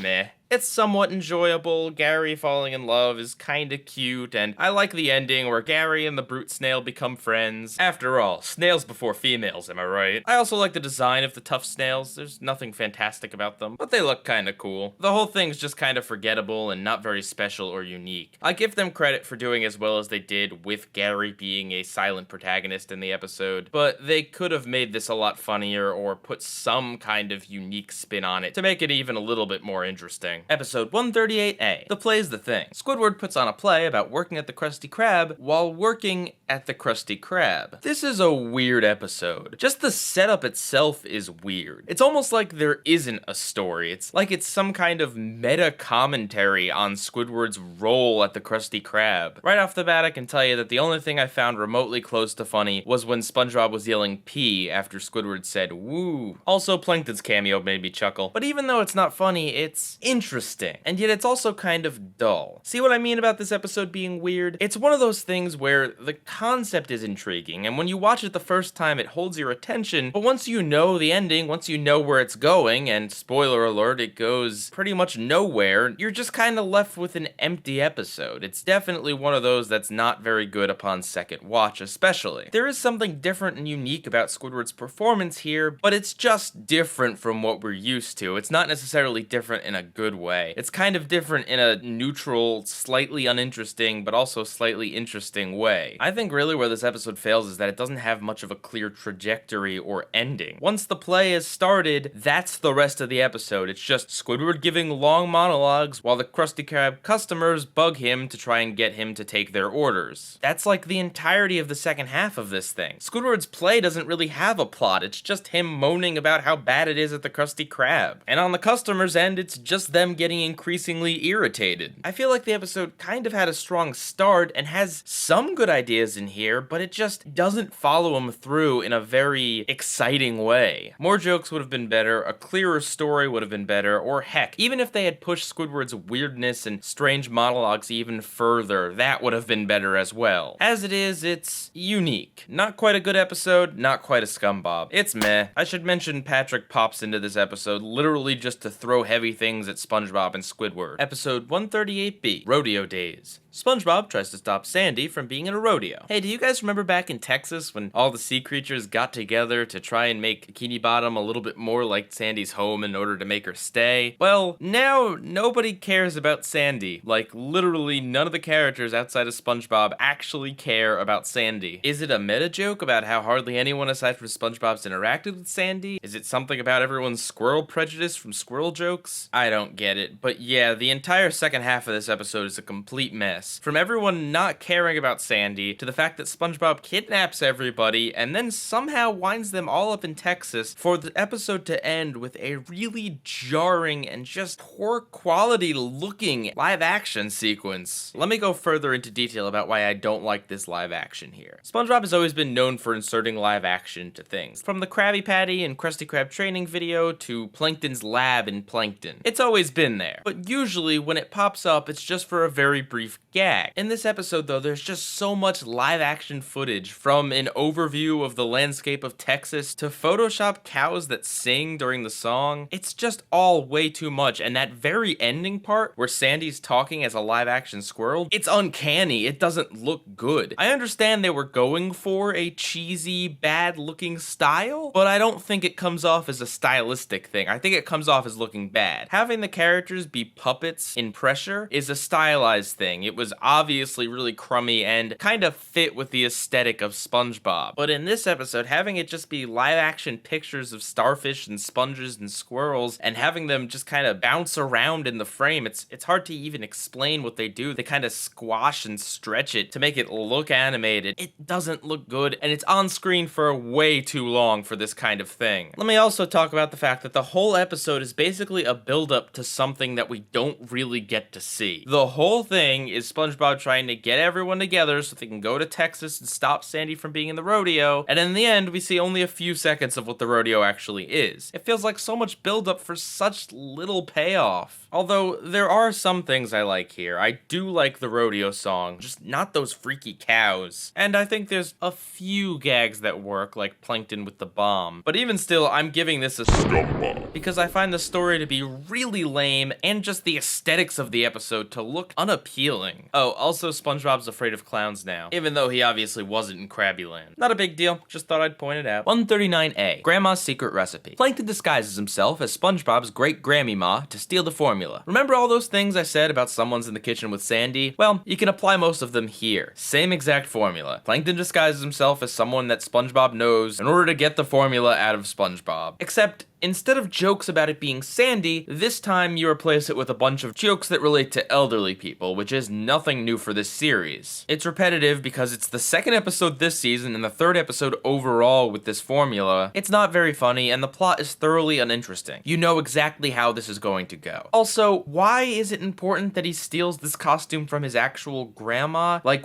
what is the significance there? Why couldn't he have just bought a wig and a dress? I understand it's a cartoon and it uses cartoon logic, but I just don't really see much of a connection there, and they don't really do anything with it, other than the fact that she randomly pops up at the end of the episode to scold Plankton. Again, I know it's a cartoon, but it's kinda lazy to have her just pop up literally out of nowhere inside of Mr. Krabs' safe. There definitely could have been a more clever way to include her in the story again. I see no reason to go into further detail, because calling it Someone's in the Kitchen with Grandma pretty much gives you everything you need to know about this episode. SpongeBob. It's pretty telling when the best part of the episode is something that happens in a character's imagination. 139B. The Scent of Money. Mr. Krabs uses Gary's magnetic ability to vacuum coins. And that's pretty much all that happens this episode. Mr. Krabs uses Gary to suck up coins, SpongeBob comes around, Mr. Krabs gives SpongeBob some weird task to do that'll take up time, while Mr. Krabs goes and collects more money. It's very repetitive and not very interesting. Heck, even the climax of the episode is really slow. I like the fact that they decide to use the arcade as a kind of stand-in for a casino. SpongeBob even calls it a hotbed of sin. There's not really much to say, it's just very dull. Krabs acts like a monster, but he also gets comeuppance for it. And once again, if Gary were able to speak to SpongeBob, this plot would be solved very quickly. If it had anything that was remotely interesting, then yeah, I would give it a meh. But seeing as it's just so boring and dull and by the books, it's gonna get a stumble. The only thing that stands out is Mr. Krabs faking being pregnant, but I don't really know if that's a good or a bad thing. It's not that bad. Maybe if it was a little bit more creative with how the money got vacuumed to Mr. Krabs, then pretty much the same thing happening every single time, it would have done a little bit better. But no, it's just repetitive and boring. 140A. The Monster Who Came to Bikini Bottom. Patrick befriends a monster. Or should I say, Patrick derps around with the monster for about 7 minutes until the plot finally decides to actually kick in. I'd just like to point out that the monster doesn't actually come to Bikini Bottom. The monster is created in Bikini Bottom, so this episode is not titled correctly. But that's just a minor semantic. No, my problem with this is Patrick. This episode prominently features him, and it's not just any Patrick, it's the Patrick that is very, very childish and the Patrick that will laugh at pretty much anything. And that's pretty much the episode. The monster's story is just your generic monster comes to town, wrecks buildings, police chase him out of town. All the rest of this episode is just Patrick being annoying Patrick. It's a scumbag. You'd think an episode that features a giant monster would be more exciting, more action-packed. It would just have something more than Patrick's unique brand of obnoxiousness. Also, this episode features some really noticeable CGI, and there's quite a few animation mistakes for some reason. You'd think that the first episode of their big special of the season would actually have more love and care put into it so as not to have such glaring mistakes, But no, they didn't care. 140B, welcome to the Bikini Bottom Triangle. A giant vacuum appears out of the sky and transports the characters to the Bikini Bottom Triangle. This episode has a really good story. In fact, I think it's probably one of the best stories that SpongeBob's put out. The characters are transported to a unique location through some sort of really weird and unique circumstance. There's some interesting character connections where Pearl and Squidward are both laying in the sun, and Mr. Krabs actually tries desperately to revive SpongeBob, as well as Patrick's thing for mermaids returning from the movie, which is really cute. There's a light element of mystery as to what's going on and how the characters are going to solve the problem. There's a ticking clock because Mr. Krabs thinks that Plankton has taken over the Krusty Krabs, so the characters really need to find a way to get home fast. And there's a good mislead at the end where they think Plankton's doing something bad and he actually isn't. See? There's a lot of good storytelling techniques utilized here. And a few decently funny moments too. Like how Mr. Krabs is getting a massage from this big guy when everyone thinks he's in trouble. It's a unique setup, a well-told story, and there's at least a touch of comedy. It's a good episode, and it really stands out, especially because of that unique location. And interestingly enough, you can even see a Save the Jellyfish sign amongst the junk. I don't know if it was coincidental or not, but it's a nice nod to SpongeBob's Last Stand. Episode 141A, The Curse of the Hex. After the Krusty Krab gets cursed, SpongeBob and Mr. Krabs go on a journey to set things right. This episode is alright. I like the fact that Mr. Krabs and SpongeBob have to go on a mini adventure, even if there isn't really too much to it. The show doesn't really delve too far in the adventure genre, so it's cool to see it happen here. Squidward's on point in this episode as well. A lot of the things he says and does are pretty funny, but at the same time, the episode isn't really that interesting, and the adventure is really short. And although I do really like the twist where it turns out that all the Hagfish ever did was put a close sign in front of the Krusty Krab, I do have to mention the fact that this is completely inconsistent. We see an establishing shot of the front of the Krusty Krab after they've been cursed, and there is no close sign to be found. All I ask for is just a little basic consistency in the stories. Between all the positives and the negatives, it balances out to being meh. There's some interesting ideas and some decently funny moments, but it's really not that great. 141B, The Main Drain. Mr. Krabs warns SpongeBob and Patrick about a plug that, if pulled, could drain the entire ocean. This episode makes even less sense than your average SpongeBob episode. Mr. Krabs tells of a story how he and Plankton pulled the main drain, which drained the entire ocean and ruined Bikini Bottom and sucked every fish inside of it. Except, how could that be possible if Mr. Krabs and everything else still exists to this day? I suppose it's possible they found a way to reverse the effects, but if so, then why would it even be that big a deal that SpongeBob and Patrick pull the plug anyway? I'm all for nautical nonsense, but this just doesn't make any sort of sense, and the entire plot is kind of hinged on it. Also, not much actually happens here. It's a lot of SpongeBob and Patrick derping around. Mr. Krabs is somehow upset with SpongeBob for trying to pull a plug, even though the plug is not the main drain. The episode isn't funny, and there's not really even many attempts at jokes, and of course, it has to be revealed that at the end, it's all just in a story, which is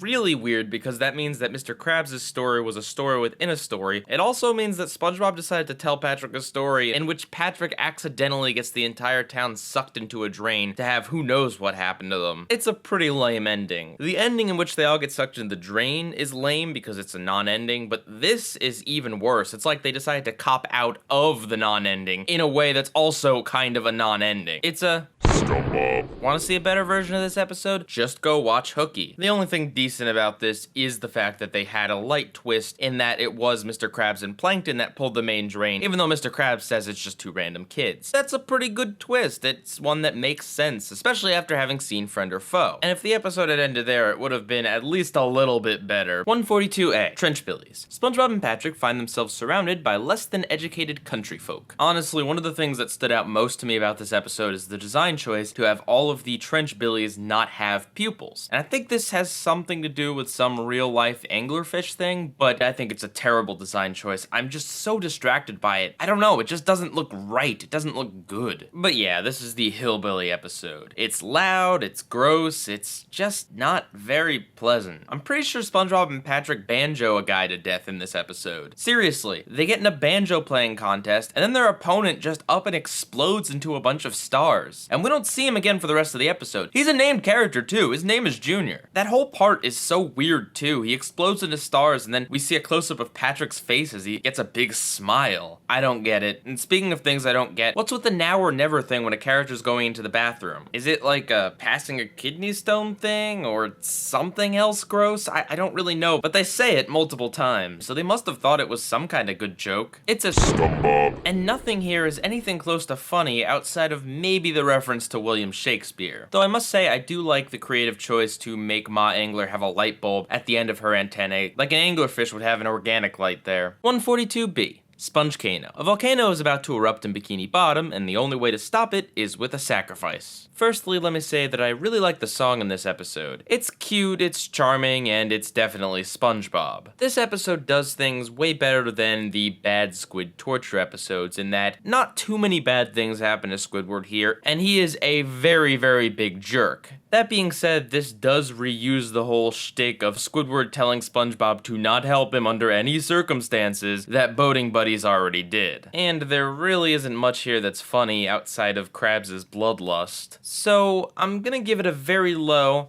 meh. For as many good things that the episode has, like a good song, justifiable treatment of Squidward, and a decent story, it's also not very funny, not very interesting, and does reuse an element from boating buddies. I should also point out that there's a really weird dolphin in this episode, and to be honest, I feel pretty neutral towards him. He didn't make me laugh, but at the same time, I'm not bothered by him in any way. Oh, and apparently Bikini Bottom has a new mayor now. I guess the other one moved to New Kelp City permanently. So, those were the Legends of Bikini Bottom. Apparently, and I say that because I didn't watch this when it happened, or really even ever hear about it, so I'm only going by secondhand information here, this is the big special of this season. After seasons 5 and 6 did TV movies, seasons 7 and 8 decide to do these events, which are basically a collection of episodes that all fit around a loose theme. I can't say for season 8 yet, but in terms of what season 7 did here, this was honestly really pointless. And it's not even because this thing got 3 scumbobs, 2 mez, and only 1 good. No, it's more for the fact that the theme here just doesn't really fit. SpongeBob has done supernatural things before. Heck, in this season there is an episode that involves SpongeBob and Patrick being turned into ghosts that isn't in the Legends of Bikini Bottom. So I'm kind of left scratching my head as to what's the point. It's not like this is an unusual thing that happens. We've seen these before, and it's not like these episodes really have that much to do with each other other than vague supernatural events that kind of happen in them. I feel like the theme of Legends should have been more specific, like maybe the theme of monsters specifically, and then have like 5 or 6 episodes that were just themed around monsters or something like that. That way it would feel a little bit more special and a little bit more different from other episodes. Because if you didn't know any better, and the only way you'd really know is because of the way they show the title card in a book format, you would really have no idea that these are special in any sort of way. Most of them do feature guest stars, but not all of them, and SpongeBob features guest stars in a lot of episodes, so that's not really that special either. I don't think this is a bad idea, it's just the execution was a bit flawed. It makes me kind of wonder if this was something that had happened later on that Nick decided to throw together than something that was planned out from the beginning, but honestly, I don't know. And it's not like grouping these things up together makes any of them better or worse anyway, so it doesn't really matter in the grand scheme of things, and if it prevents them from doing another TV movie, I am definitely all for it. 143 Patty Caper. Wait a minute. You're not the real episode. The real episode is named The Great Patty Caper. It also has the secondary title of Mystery with a Twistery, which, you know, would be less confusing except for the fact that the official title for the episode is The Great Patty Caper. I'd go into further detail, but I'm sure you already understand how stupid it is to have 2 episodes that are almost identically named, especially one season after the other. Anyway, the episode's about SpongeBob and Patrick having an exciting train adventure. This episode does things that other specials fail to do, such as having multiple conflicts that SpongeBob has to overcome as the protagonist, being that he has to solve the mystery of what happened to the key and also try and control the out-of-control train. It feels a lot more cinematic in that way, like an actual movie, where there's not just a major conflict, but a few other minor complications that happen along the way. And while the who stole the key plotline has kind of an unsatisfying payoff, it still is somewhat interesting. interesting, and it really kind of makes you wonder where the scene is going. I'm not gonna say it was a good mystery or a well built up mystery, but it was enjoyable and it held my interest. Similarly with the out of control train, it actually had some decent tension building. Now of course you knew SpongeBob wasn't gonna crash into the old folks' home and kill them all, but the scene is action packed and it does a good job of drawing you in. Additionally, this episode has a lot of gags, and even though a few of them are kinda similar to gags from previous episodes, like having a gross sounding acronym or having your reflection have a mind of its own, and that I'd be lying if I told you that every gag was funny, there are definitely still a few funny ones, and the fact that the episode is jam-packed with them means that you'll probably laugh at least one of them. My favorite joke in the episode has to be Patrick's pun on how SpongeBob is pooped. At first, when they made a joke about Patrick cleaning up after SpongeBob's accident, I kinda rolled my eyes, but I found the wordplay that followed it incredibly funny. I should also point out that Plankton gets run over by a bus, and when he does, he shouts, "Oh yeah, now you're on time," which is a reference to an earlier scene and not a certain other episode, but out of context, it definitely looks like they were referencing that. Speaking of which, there's a gag in here where SpongeBob jumps off of a cliff with Patrick on his back, and Patrick starts begging like he thinks that SpongeBob has just made them jump to their deaths. And the joke works because SpongeBob turns into a hang glider and had no intent of killing either of them. The episode is not without its problems, like why was Mr. Krabs punished at the end? What did he do wrong that warranted him getting comeuppance for in this episode? Also, the fact that Patrick had the key the whole time was definitely a letdown. And the scene of the customers going crazy because they don't have Krabby Patties and throwing stuff at Squidward was entirely pointless. I get that the episode was trying to put some pressure on the main character to make it look like SpongeBob was running out of time or something, but considering they never follow up on that scene, it just kinda seems a little out of place. Especially considering Mr. Krabs made it there too. You'd think Squidward would be hoping that he would get there because he knows Mr. Krabs is a lot more competent than SpongeBob. Oh, and the ending is so stupid. For some reason, they flash to the future where SpongeBob is an old man telling the story to his kid? Seeing SpongeBob as an old man with a kid just doesn't seem right. And it also doesn't tie into anything else. It's not like SpongeBob was narrating the story all the way through. It just seems like a really lame thing they tacked on at the end for no reason whatsoever. But these problems are all relatively small. Overall, I enjoyed the special. I consider it good. There are things it could have improved on, and I don't think it's great, but I was entertained. There's mystery, there's action, and there's comedy. Even though each one of those aspects is only done moderately well, all three of them together makes for a pretty enjoyable experience. Episode 144A, That Sinking Feeling. SpongeBob and Patrick's underground shenanigans cause Squidward frustration. This episode is so annoying. I get that the point is that SpongeBob and Patrick are supposed to be annoying Squidward, but holy cow, please do it in a way that is less irritating to the audience. You start off with SpongeBob and Patrick doing their obnoxious, stupid laugh, then they start screaming to each other, then there's a bunch of digging. You want to see some non-audience annoying examples of SpongeBob annoying Squidward with sound? Look to Jellyfish Jam or Bubble Stand. Those episodes knew how to do it with either entertaining music or intermittent periods of construction sounds, so as not to bother the audience. And that's the whole episode. It's a SpongeBob and Patrick annoy Squidward episode. It's just been so played out, especially after season 6, that this just feels so forgettable. I mean, the main gimmick of the episode, SpongeBob and Patrick going underground, is something they've already done with Chum Caverns, and much better in that episode. I don't really have much else to say. It was annoying and bland. It's very clearly a scumbag episode. The only thing relatively amusing is Gelatin Squidward. I wonder if the title of the episode refers to the quality of the show. 144B, Karate Star. Patrick has trouble controlling his new karate abilities. This episode is a lot like Karate Choppers, and I mean a lot like it. It involves a character becoming addicted to karate and destroying a bunch of stuff. Weirdly enough though, it doesn't feel like a ripoff. It just kind of feels like a sequel episode exploring similar concepts. The main difference being that Patrick unleashes his karate onto the world, whereas in Karate Choppers, SpongeBob was trying to repress it. It feels like it's been forever since we've had a karate episode on the show. What was the last one, like Karate Island in season 4? So for once, they're bringing back a concept that hasn't been run into the ground. And it's just kind of nice to see some of the karate stuff. It provides some good action for the episode as well as a vehicle for a lot of jokes. And even though Patrick acts kinda like a jerk here, SpongeBob calls him out on it and Patrick learns his lesson. I wouldn't say the episode is loaded with jokes, but there's quite a few and a couple of them that are really funny. For some reason, the mislead of Patrick about to karate chop a baby is really funny. Sometimes Sometimes the show just really knows how to do some dark humor. I also like Squidward muttering to himself about the magazine, and how Patrick mistakes kitchen sponges for SpongeBob. It's a good episode.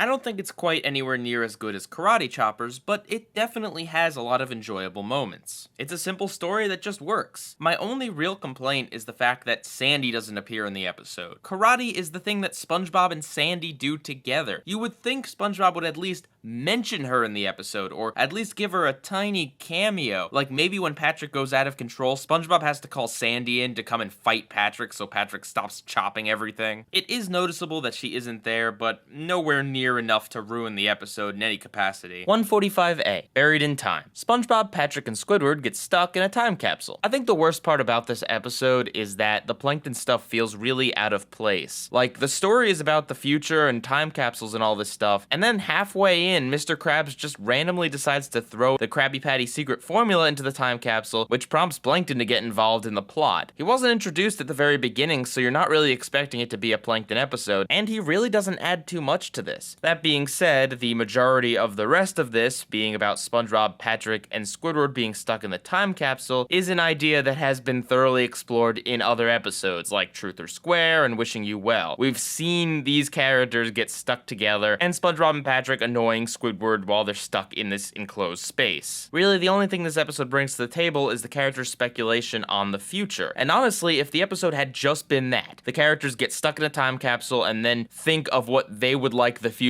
to be like, that could have actually been a good premise for an episode, especially if they had the framing device of them getting stuck inside the time capsule and having each character tell a, 3 or 4 minute story. I think that could have been cool, but that's not what this episode is. Each of their future flash forwards is about 45 seconds long. I do really enjoy Squidward's sarcastic appraisal of the guy's dish. That part was pretty funny. Although it is interesting to note that even though the dish gets smashed by SpongeBob, it still appears in the time capsule later on. Speaking of the background of the time capsule, I do like the Man Ray style magazine. By far the best part of this episode is the fact that they actually brought back the everything is chrome in the future gag. They don't often bring gags back, but this one was one that I was so happy to see. And I wish they kept the chrome thing in every incarnation of the future of SpongeBob, but unfortunately they don't, and it's just a nice special thing they did for this episode. All that being said though, it's a pretty inoffensive episode. There's nothing in here that's annoying or frustrating. It's just a little bit sloppy and lacks focus in the story department, and there isn't really much new being brought to the table here. So it's gonna get a meh. Glad I checked it out once, but it's not something I would ever intentionally go back and watch again. Hoo ha hoo tiki tiki.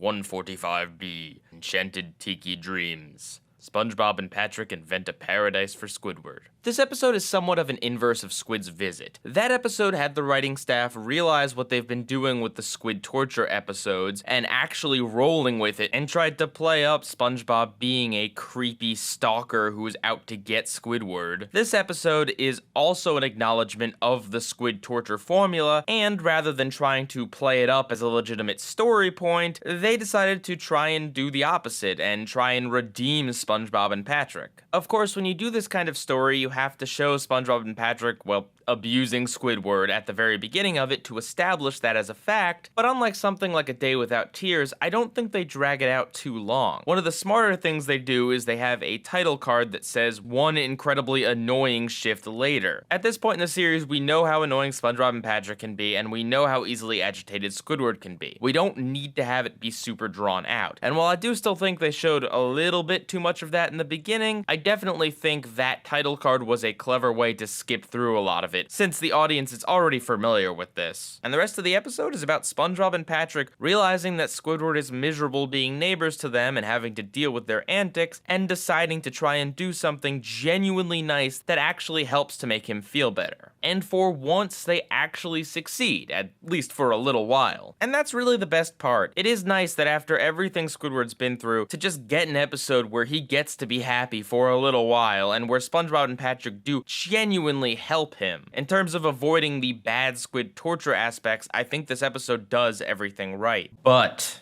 And here's the big but. I don't think this is a compelling story. While it's nice to see SpongeBob and Patrick do some good, it just isn't much of a story. There's a lot of this episode that's just Squidward being happy. And it's great to see, but it shouldn't be at the expense of an actually interesting story or jokes. There isn't really much comedy here. The bit with the eel is definitely funny, but pretty much nothing else in this episode is. So I'm gonna give this one a meh. I understand the appeal of it, and I can totally see why a lot of people really like this, but for me, this isn't an episode that I'm gonna want to come back to. The song is nice, but it's just that, nice. And in fact, that's what I would call this episode for the most part. It's nice. And the thing is, there's no reason why they couldn't have had this episode and yet still actually have more conflict. What if the episode was about SpongeBob and Patrick trying desperately to uphold the ruse that is this paradise? Instead of seeing everything from Squidward's point of view, we got to see from SpongeBob and Patrick's how they were very desperately trying to keep the illusion together and how they just barely avoid it all coming undone at several points in the episode. I think that would have made a great story where not only do we get everything we get here, but we also get to see the hard work that SpongeBob and Patrick actually did in putting all this together. And you could have it end where it just falls apart, or you could have it end with Squidward becoming greedy and pushing everything too far, trying to abuse the whole Tiki land and avoiding work and running SpongeBob and Patrick ragged, kind of like in Can You Spare a Dime? 146A, the abrasive side. SpongeBob gets a more aggressive personality. Much like in Overbooked, this is an episode about SpongeBob not being able to stand up for himself and always wanting to please everyone else, which once again, is just a plot that feels natural for the character. And of course, this is taken in the opposite direction of Overbooked, where the plot is about SpongeBob actually trying to do something about being a pushover. And no, it doesn't involve getting lessons from Plankton. The episode is also another one of those opposite character episodes where it turns the normally very kind SpongeBob into a rude, aggressive jerk. And it is glorious. From him being mean to Squidward and having Squidward actually be so happy at this fact, to him being mean to Patrick and then nice to Patrick and then mean to Patrick again, which makes Patrick so dang confused. It's just great. There are some really fantastic gags in this, and as a story, it just works so well. Conceptually speaking, it's really interesting too, seeing as a lot of cleaning tools have these rough sides to them. And if you can even believe it, I liked the ending to this episode. You know SpongeBob's grandma's going to have the abrasive side on her face, but the way they build it up and the way she's sitting in a rocking chair facing away from SpongeBob is some successfully creepy atmosphere. It's one of those rare times that the show doesn't really end on a joke, but more of a really creepy moment. And I think it works really well here. It's a good episode. There's not really much to dislike. Yeah, Patrick's skin is a little bit gross, but I don't think it's too gross. And the part with Sandy is a little bit awkward. It's supposed to be an invisibility ray, yet for some reason it like makes her head really big and then makes her not be able to talk. It kind of seems like Sandy accidentally disintegrated her own head, but seeing as she shows up again later on in the episode,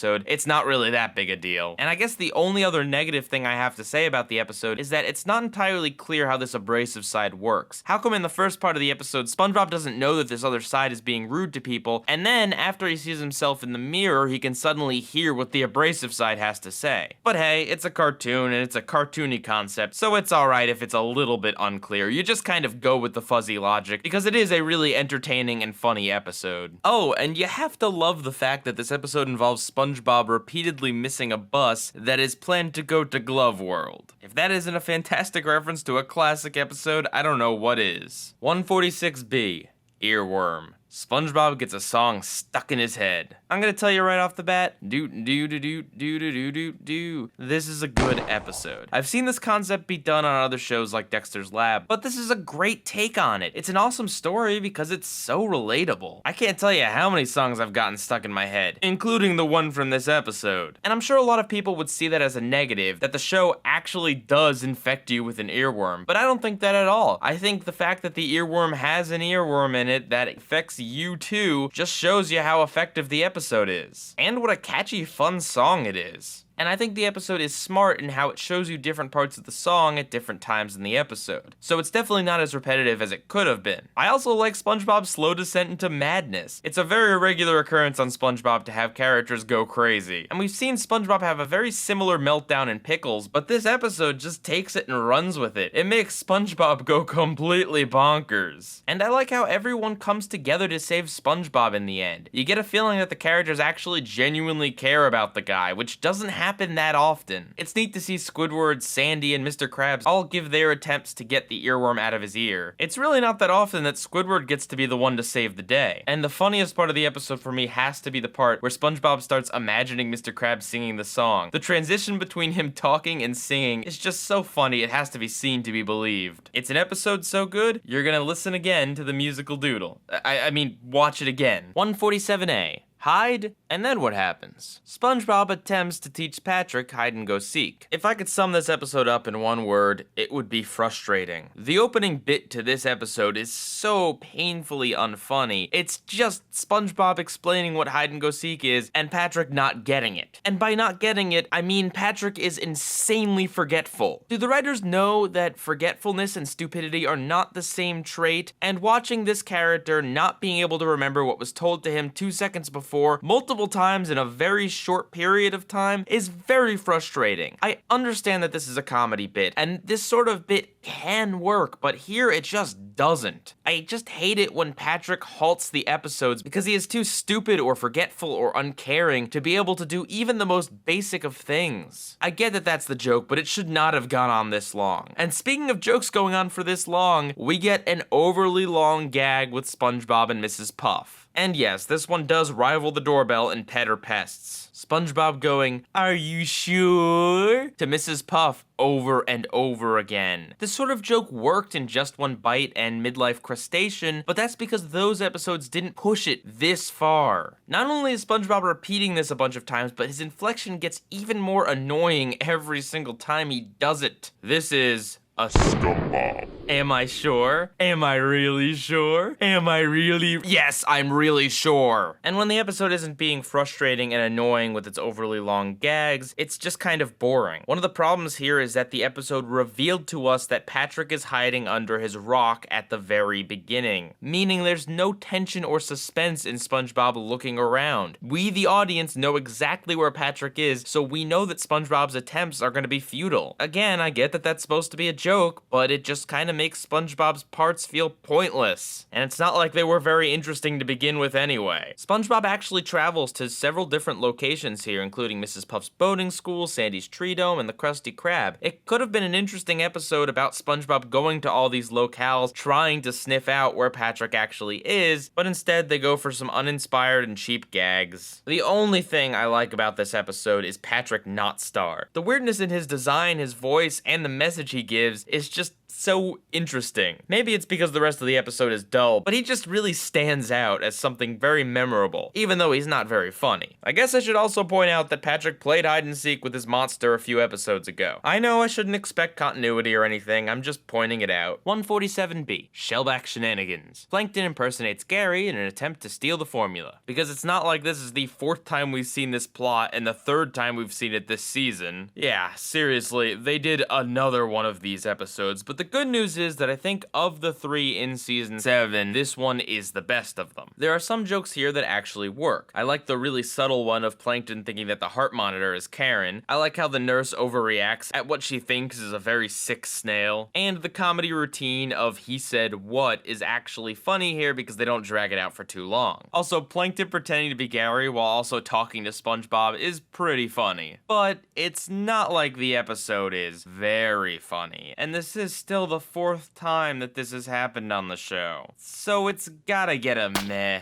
Also, the beginning part with Mr. Krabs and SpongeBob talking about how they're out of Krabby Patties does drag on a bit long. While that scene is important, it definitely could have happened faster, leaving more time for the main focus of the episode. Ultimately, if I wanted to see a very similar story be done in a much funnier way, I would have just watched Imitation Crabs. And man, am I hoping that there isn't gonna be an episode at some point later in the series where Plankton impersonates Patrick. 148A, The Masterpiece. Mr. Krabs has Squidward create a statue to compete with another restaurant. This isn't the first time we've seen Mr. Krabs try to out-gimmick another restaurant. That first happened in Patty Hype. We also see Squidward chiseling, which is something we've seen in Artist Unknown. And the story of Mr. Krabs creating a play area to attract kids is something that he already did in Krabbyland. The fact that these concepts have been used in other episodes, and the fact that in general, the story and the comedy in this episode are pretty lukewarm, means that this is gonna get a meh. While it's certainly not outright bad, this just doesn't bring anything new to the table. It's not particularly funny, and the story itself just isn't that interesting. It doesn't do anything wrong per se, it's just one of those episodes that gets lost in the shuffle because it does things that better episodes have already done before it. I kind of like the argument between the artist and the director, but they don't really go into that in too much detail here. Maybe if this episode was more about trying to create actual art instead of trying to create a play area, that could have been explored a little bit more, but as it stands, this episode just doesn't have that much to offer. I will say though that the design of the masterpiece itself is pretty cool. I especially like the forks for eye sockets. 148B, Whelk Attack. Whelks rampage through Bikini Bottom. When I said that the Legends of Bikini Bottom weren't special because there are other episodes that do very similar things to them, this is one of those episodes. It's an episode that is basically a cheesy science fiction horror movie about a bunch of monsters invading the town. And it is way more action-packed and interesting than the monster who came to Bikini Bottom. Yeah, this is a great story. Early in the episode, SpongeBob is established as being able to use his absorption abilities to suck up the slime that the Whelks leave behind, which is an ability that will be later used in the climax. I also like how the stakes feel high in this episode. The town is being destroyed and rampage and everyone's been eaten. You really get the feeling that SpongeBob and Patrick are desperately trying to stay alive through this mess. I like the design of the Whelks too, and I really like the twist ending, where it turns out that the Whelks were only cranky because they had the suds, which SpongeBob mentions he's had before, in a very rare bit of continuity. Also, for some strange reason, this episode looks like it was meant to be in 3D, or possibly that it's parodying 3D movies, which kind of makes sense, because they are doing one of those cheesy science fiction monster invasion type stories, but for whatever reason it's there, and honestly it looks really interesting. It provides us with some unusual angles that you wouldn't ordinarily see on this show, like when SpongeBob is flailing his arms right in front of the camera. In terms of comedy, it's a little bit light, but I can definitely forgive it because it's a more story and action oriented episode. The one joke that did really make me laugh out loud was when SpongeBob and Patrick enter the Krusty Krab that's been eaten inside the Whelk's belly, and Squidward, in the most deadpan of ways, just says, "We're closed, come back tomorrow." It's a good episode, and I wish more of them would go the more action-oriented route. 149A, You Don't Know Sponge. SpongeBob finds out that Patrick knows nothing about him, and I will say, once again, that stupidity and memory are two different things. Even stupid people can remember things that they actually care about or see as important. And once again, while I get that they are overplaying it for comedy, watching Patrick bumble around completely forgetting very obvious facts about SpongeBob is really irritating. The first part of this episode is just so slow and humorless. Granted, the whole thing is humorless, but especially that first part. In fact, the only thing that I actually laughed at in the entire episode is when Patrick guesses amorphous for SpongeBob's shape. But other than that, the first half of this is just so tedious and slow. I get that they want to set up that Patrick doesn't remember things about SpongeBob, but you don't need to draw it out for this long. Watching Patrick try to remember the blindingly obvious is way more frustrating than it is comedic. And the second half of this episode is There's not really much memorable about it. Patrick redeems the situation by buying SpongeBob one thing that SpongeBob likes, which doesn't really solve the problem in the long run. I mean, yeah, it's nice that Patrick actually went out of his way to buy SpongeBob a gift and actually remembered that it's something that SpongeBob would like, but it's not like Patrick made any steps into trying to remember what SpongeBob tells him more and be less careless about information that's going into his brain. The episode is slow, it's frustrating, it's got a lot of that Patrick quote-unquote stupidity, which really just brings down and derails a lot of episodes where he's acting like this. It's a pretty boring SpongeBob. Also, I should point out that the second half of this episode is nothing but SpongeBob moping and throwing himself a pity party while crying. Under the right context, this sort of thing is fine, but considering the first half of the episode is so slow and dull, and the conflict isn't very interesting, this part is grating as well. Much like in Squid's visit, this episode acknowledges something, like Patrick being a terrible friend, but doesn't actually do anything to solve the issue. It just tries to embrace and run with something a lot of us hate, instead of actually fixing or changing the problem. Oh, and also Patrick does the lee thing from Shanghai. That's the only other thing aside from amorphous that is actually somewhat entertaining. 149B. Tunnel of Glove. SpongeBob gets stuck on a ride with Pearl. So this is a SpongeBob Pearl team-up episode, which is a combination we don't get to see very often, and the episode takes place at Glove World. In general, I find that this episode is just meh. It's very mediocre. The story is alright. It's cool to see SpongeBob and Pearl bonding, and they do pull off some pretty creepy imagery with the robots in the tunnel, and I really like the faces that SpongeBob makes while imitating all of these horror movie creatures. And heck, Patrick doesn't even bug me in this episode, and he's managing to do a lot of really stupid things. But I don't find his antics funny either. The story just isn't that memorable or interesting. When you get right down to it, SpongeBob and Pearl don't actually really do much to help themselves out of the situation. Pretty much everything that happens is because of Patrick's stupidity. And if it was gonna be really funny, there's nothing wrong with that, but from a story perspective, I had kinda hoped our characters would have something to overcome here. There really isn't much else to say. It's okay, and I'm sure if you're a shipper, you'd like this episode. But for me, this just falls into the very middle of the road territory. Nothing bothered me in it, but nothing made me want to come back for more. Also, why does the Tunnel of Glove have a butt in the middle of its palm? Seriously, look at that picture. That's a butt right there. 150A, Krusty Dogs. SpongeBob accidentally creates the Krusty Krab version of a hot dog. Oh boy, reviewing this episode is going to present me with a little bit of a challenge here. I'm not entirely sure I can do it and still convince you guys that I am a mature adult. There is one thing in this episode that I find really funny, and that is SpongeBob, Squidward, Mr. Krabs, and the background fish repeatedly saying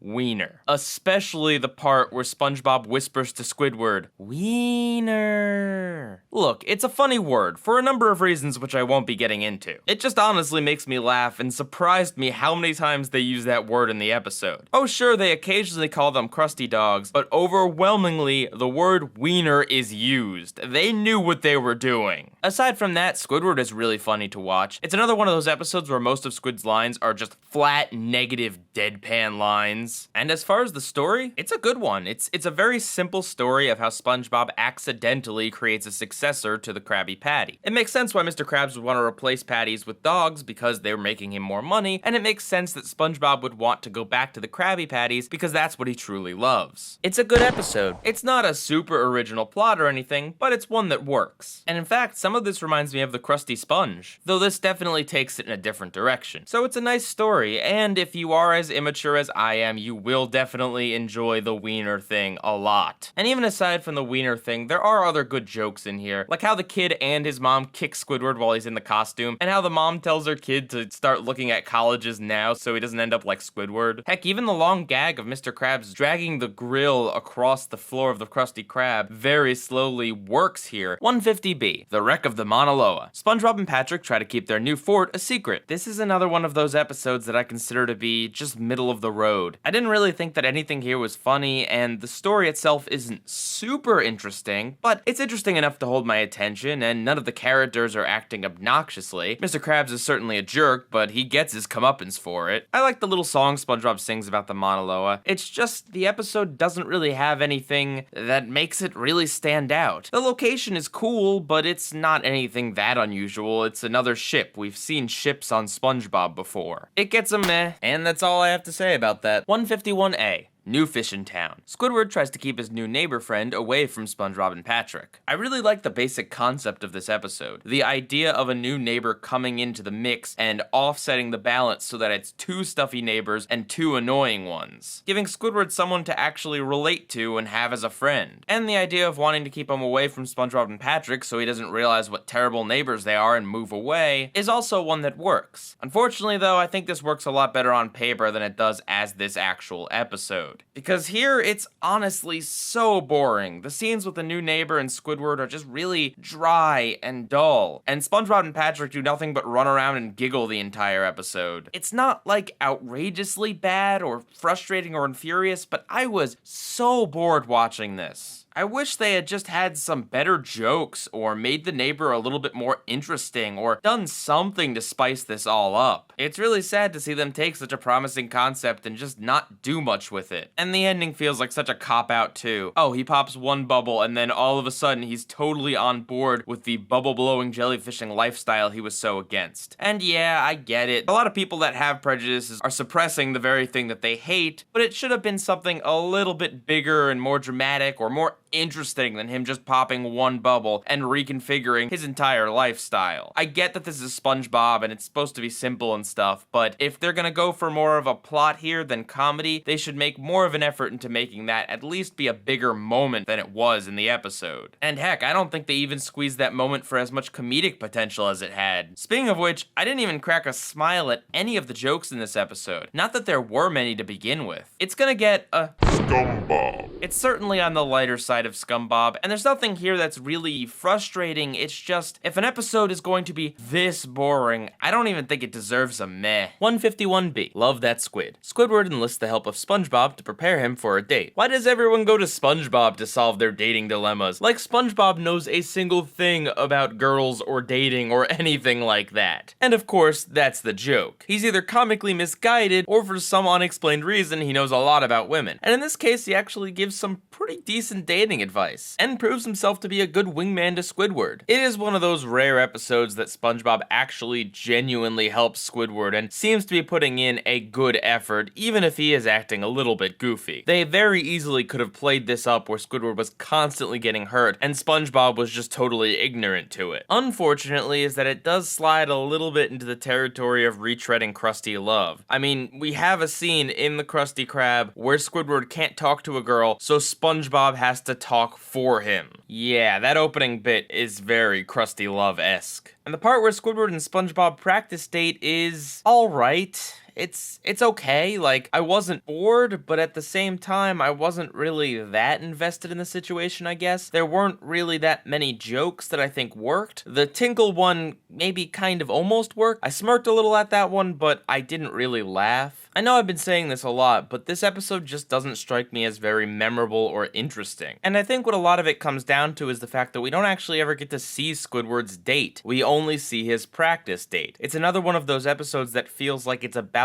the lead up to something that we don't actually get to see. I would have much rather see Squidward on an actual date than just on a pretend one with SpongeBob. After all, the stakes are pretty low when it's just a practice anyway. It's certainly far from a bad episode, and if it had maybe a few more jokes or was just slightly more interesting in the plot department, I could have given it a good, but I think it's gonna stay at a relatively high meh. Episode 152A, Big Sister Sam. Patrick's angry, violent sister pays a visit. For some reason, Patrick has a tragic backstory that involves his sister getting swept away in a riptide when he was really young. Ignoring the fact that he said he doesn't have a sister and something smells, this is just so un-SpongeBob. It's not like it's really the setup for a joke, and it's not like you're really meant to like Sam in the episode, so I don't know why they put such a sad backstory in here. Maybe it's to give an explanation for why Patrick is so attached to his sister, but even if that's the case, it just doesn't feel like it fits in with the rest of the episode. This entire episode takes place in one location, SpongeBob, Patrick, and Squidward's street, and specifically, most of it takes place right in front of Patrick's rock. Why do I bring this up? Well, it's just very visually uninteresting to look at the same background for the entire episode. While this is certainly a small thing, it is something that does bring down the episode, especially when you stack it on top of the other issues. You know how frustrating it is when you're in a conversation on the internet and someone is just clearly not getting what is right in front of them? Like, they just see things in totally a different way from you and can't see what is so obvious to you? Well, that's what this episode is. It's about Patrick's sister brutalizing Squidward, SpongeBob, and their houses for some reason, while Patrick just constantly denies this happening and states that SpongeBob's criticism of Sam is him being mean. If the episode were a little bit more clever, this could have actually been some sort of interesting allegory for the use of dismissing criticism by just saying you're being mean. But the episode's not that smart. It's just Pat's sister being violent. It's a scumbag. Though I do have to say, I don't dislike this episode as much as some other people do. At the very least, some of the house destruction was kind of interesting. And to be fair, SpongeBob and Squidward to an extent do stand up to Sam, just that the episode is so repetitive and not funny and just thrives on that good old Patrick stupidity. And finally, episode 152B, Perfect Chemistry. Sandy and Plankton work together on an invention. Finally, we get an actual team-up episode between Plankton and Sandy. None of that garbage from Someone's in the Kitchen with Sandy where they hardly interact. No, though, this time we actually get some interaction between the two. They even acknowledge how long it's taken for this to happen when Sandy says she should have came to him earlier, knowing that him and her are the only two scientists in town. And for what it's worth, it's interesting getting to see the two of them play off each other. In terms of the comedy of this episode, the main selling point is fart jokes. Now, I'm someone who believes that any kind of humor can work under certain circumstances. Fart jokes and toilet humor in general rarely is funny, but that's not to say it is never funny. And I think that in this particular episode, they pull it off pretty well. Partially because it's not actually any character farting. It's just that characters are being turned gaseous by a crock pot that's also cooking broccoli, which provides a pretty justifiable reason for why the jokes are there. And it's pretty funny to see Squidward freaking out over SpongeBob's disembodied arms and eyes and body parts floating in midair when he's not expecting it. Funnier still is when Mr. Krabs goes to investigate what Squidward's talking about, only to be left with a stinky smell every single time. It's a routine that works, it's a nice running gag here, and at no point do they overdo it. It's a good episode. I certainly wouldn't call it perfect, as it's not the most interesting thing out there, but between the character interactions between Sandy and Plankton, and the crude but effective humor, I think it is something worth watching. And that is every single one of the 50 episodes in SpongeBob Season 7 reviewed. Let's look at some statistics. Just as a refresher, here's what seasons 1 through 5's charts looked like. But now, let's look at seasons 6 and 7 in comparison to each other, because 6 is the closest to 7 in terms of statistics. And there you have it. It looks like season 7 is a little bit better than season 6. And in terms of viewing experience, yes, I can say that it is better than season 6. So where does that leave this season in terms of a rating overall? Well, it might be better than season 6, but it's still a SpongeBob season. Why?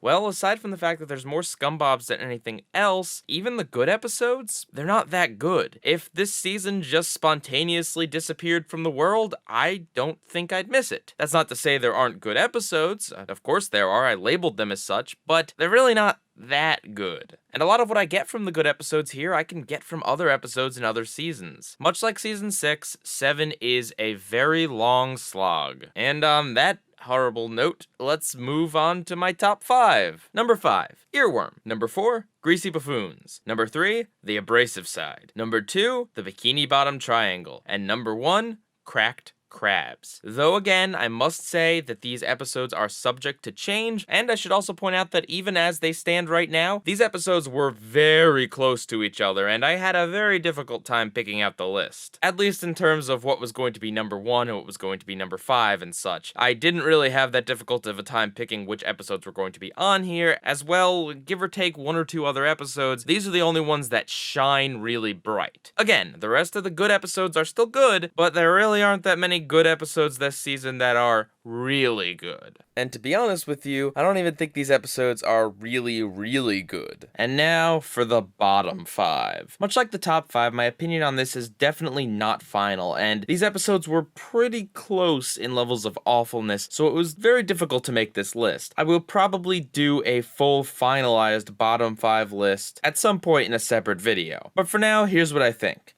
Number 5, Hide and Then What Happens. Number 4, Stuck in the Wringer. Number 3, The Monster Who Came to Bikini Bottom. Number 2, Back to the Past. And number 1, That Sinking Feeling. If you'll notice, Patrick is annoying in every single one of these episodes. What's worse than a boring episode? An episode that is very annoying. Hide and Then What Happens, Stuck in the Wringer, and The Monster Who Came to Bikini Bottom have Patrick acting very obnoxiously. And The Monster Who Came to Bikini Bottom doesn't really have much of a story until the last part. Most of it is just Patrick and this monster derping around. Back to the Past also has Patrick acting like a moron, but I've talked enough about why I hate that episode. And That Sinking Feeling is definitely one of the worst episodes of SpongeBob. Honestly, all it is SpongeBob and Patrick running around giggling. It is so obnoxious. So beyond obnoxious. You might not remember this episode, so go back and take a look, and then tell me it is not one of the most obnoxious things you've ever seen. But hey, there's a lot of obnoxiousness in this season. So here are some notes I observed about the season. Much like in season 6, Patrick is pretty obnoxious here. This season also brought back a few seldom seen locations like Weenie Hut Jr.'s SpongeBob's Weight Room and Glove World. I really like the time cards in this season, which include stuff like 1 wiener later. There's a lot of house damage this season, like SpongeBob turning Squid's house into garbage, Squid's house getting lodged in the Sponge-Cano, or getting sunk in that sinking feeling, or getting smashed by Sister Sam. And those are just a few examples. There's also some really simple stupid mistakes in this season, like the whole sandy squirrel thing, SpongeBob being able to drive in Greasy Buffoons, and so on and so forth. When you're making 50 episodes of a show in one season, mistakes like this are going to happen. Though some of these are really stupid and really should have been caught by someone working on the show. And lastly, SpongeBob's absorption powers come into play a few times this season, like in Whelk Attack and Greasy Buffoons. It's a cool ability he has, and it's nice to see them using it a little bit more often. Someone once asked me if episodes in Season 6 would be better if they were in Season 1, and while they were talking about something entirely different, that is the audience's perception based upon other episodes in the season either bringing down or bringing up an episode, this perfectly brings up a point that I want to make. If a lot of the meh episodes in this season had been in Season 1, I would have given them goods, or at the very least consider them to be better. And it's not because I changed the scale at any point. No, it's because Season 1 of a show is a season that is designed to introduce you to everything. It's alright if the episodes aren't as interesting as episodes that come later, because it's the first time we get to see things. It's us learning about the characters and the environment, and a lot of these concepts, because they're so new, are exciting and interesting. This is Season 7, meaning that at this point I have seen hundreds of SpongeBob episodes. I'm going to naturally be a little bit harsher here because, well, a lot of this stuff continues to borrow and reuse from things we've seen before. Episodes either need to be really funny or do something different. Do something we haven't seen before. Do something that isn't SpongeBob flipping patties on the grill for the millionth time. Stuff that might have excited me in Season 1 just isn't gonna cut it in Season 7. I'm very familiar with all the characters and the locations and the kinds of jokes that they constantly reuse for certain characters, like Mr. Krabs and his money thing. I understand that the show isn't gonna add any new major characters or anything like that, but I do think that each individual episode really does need to strive to do something at least a little bit different. And while there are a few episodes this season that I do feel tried something different, like Enchanted Tiki Dreams, Squidward and Clarinetland, Earworm, Back to the Past, and the Bad Guy Club for Villains, some of which worked and some of which didn't, the majority of this season doesn't bring anything remotely new to the table. And this is the problem with a series that isn't allowed to change one iota of what it is. Every single episode, the writers have to go in with the mindset of trying to do something different. It's not like one writer can write something differently for one episode and then another writer can look at that and say, okay, well, I'm going to do a sequel episode to that or something, because of the nature of a lot of the characters just being one-offs and a lot of the locations just being one-offs and a lot of the characters' hobbies just being one-offs. The writers cannot build off of each other, and every single episode they go into having to come up with some unique twist of their very own to put on it. And that's a daunting task that I understand can't always be done. The bottom line is, if a show's just going to keep repeating itself, it really doesn't have any business still being on the air. And I mean that critically speaking. Of course, as long as it has fans, it will probably still go on. I'm just saying, from an artistic stance, this looks like a show that's pretty much brain dead, only able to sputter out a few original ideas amongst a sea of blandness and outright badness. And that's Season 7 for you. I'd like to thank Encyclopedia SpongeBobia for once again being a wealth of SpongeBob information, even if not all of it is entirely correct. The SpongeBuddy Mania forums for continuing to be a source of support and motivation throughout the ordeal of making this video. Andrew, who has provided me with some pretty awesome background music. My lovely and talented artist Erin, who drew pretty much every single thing you saw in this video. And these people who donated to me on Patreon. If you are interested in donating, all you have to do is donate $1 and you get your name in the end of one of these season videos. I am so grateful to every single one of you who donated. You never have to donate, never feel like you really need to, but I really do want to thank from the bottom of my heart the people who do decide to give, because this is a massive project. And an extra special thanks to Bash Fluff, Mr. Tortellini00, Halston Blaine W, and the DS Guy for your beyond generous donations of $50 each. Thank you so very much. It really means a lot. And of course, thanks to everyone who has ever watched any of my videos. Thank you for being supportive and patient. It's been a long journey, and I'm glad that I can finally get this video out to you guys. And with that, PIEGUYRULZ out.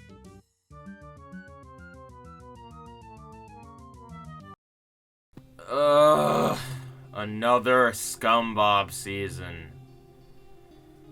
I just don't know how much longer I can keep doing this. I think I have to go do something.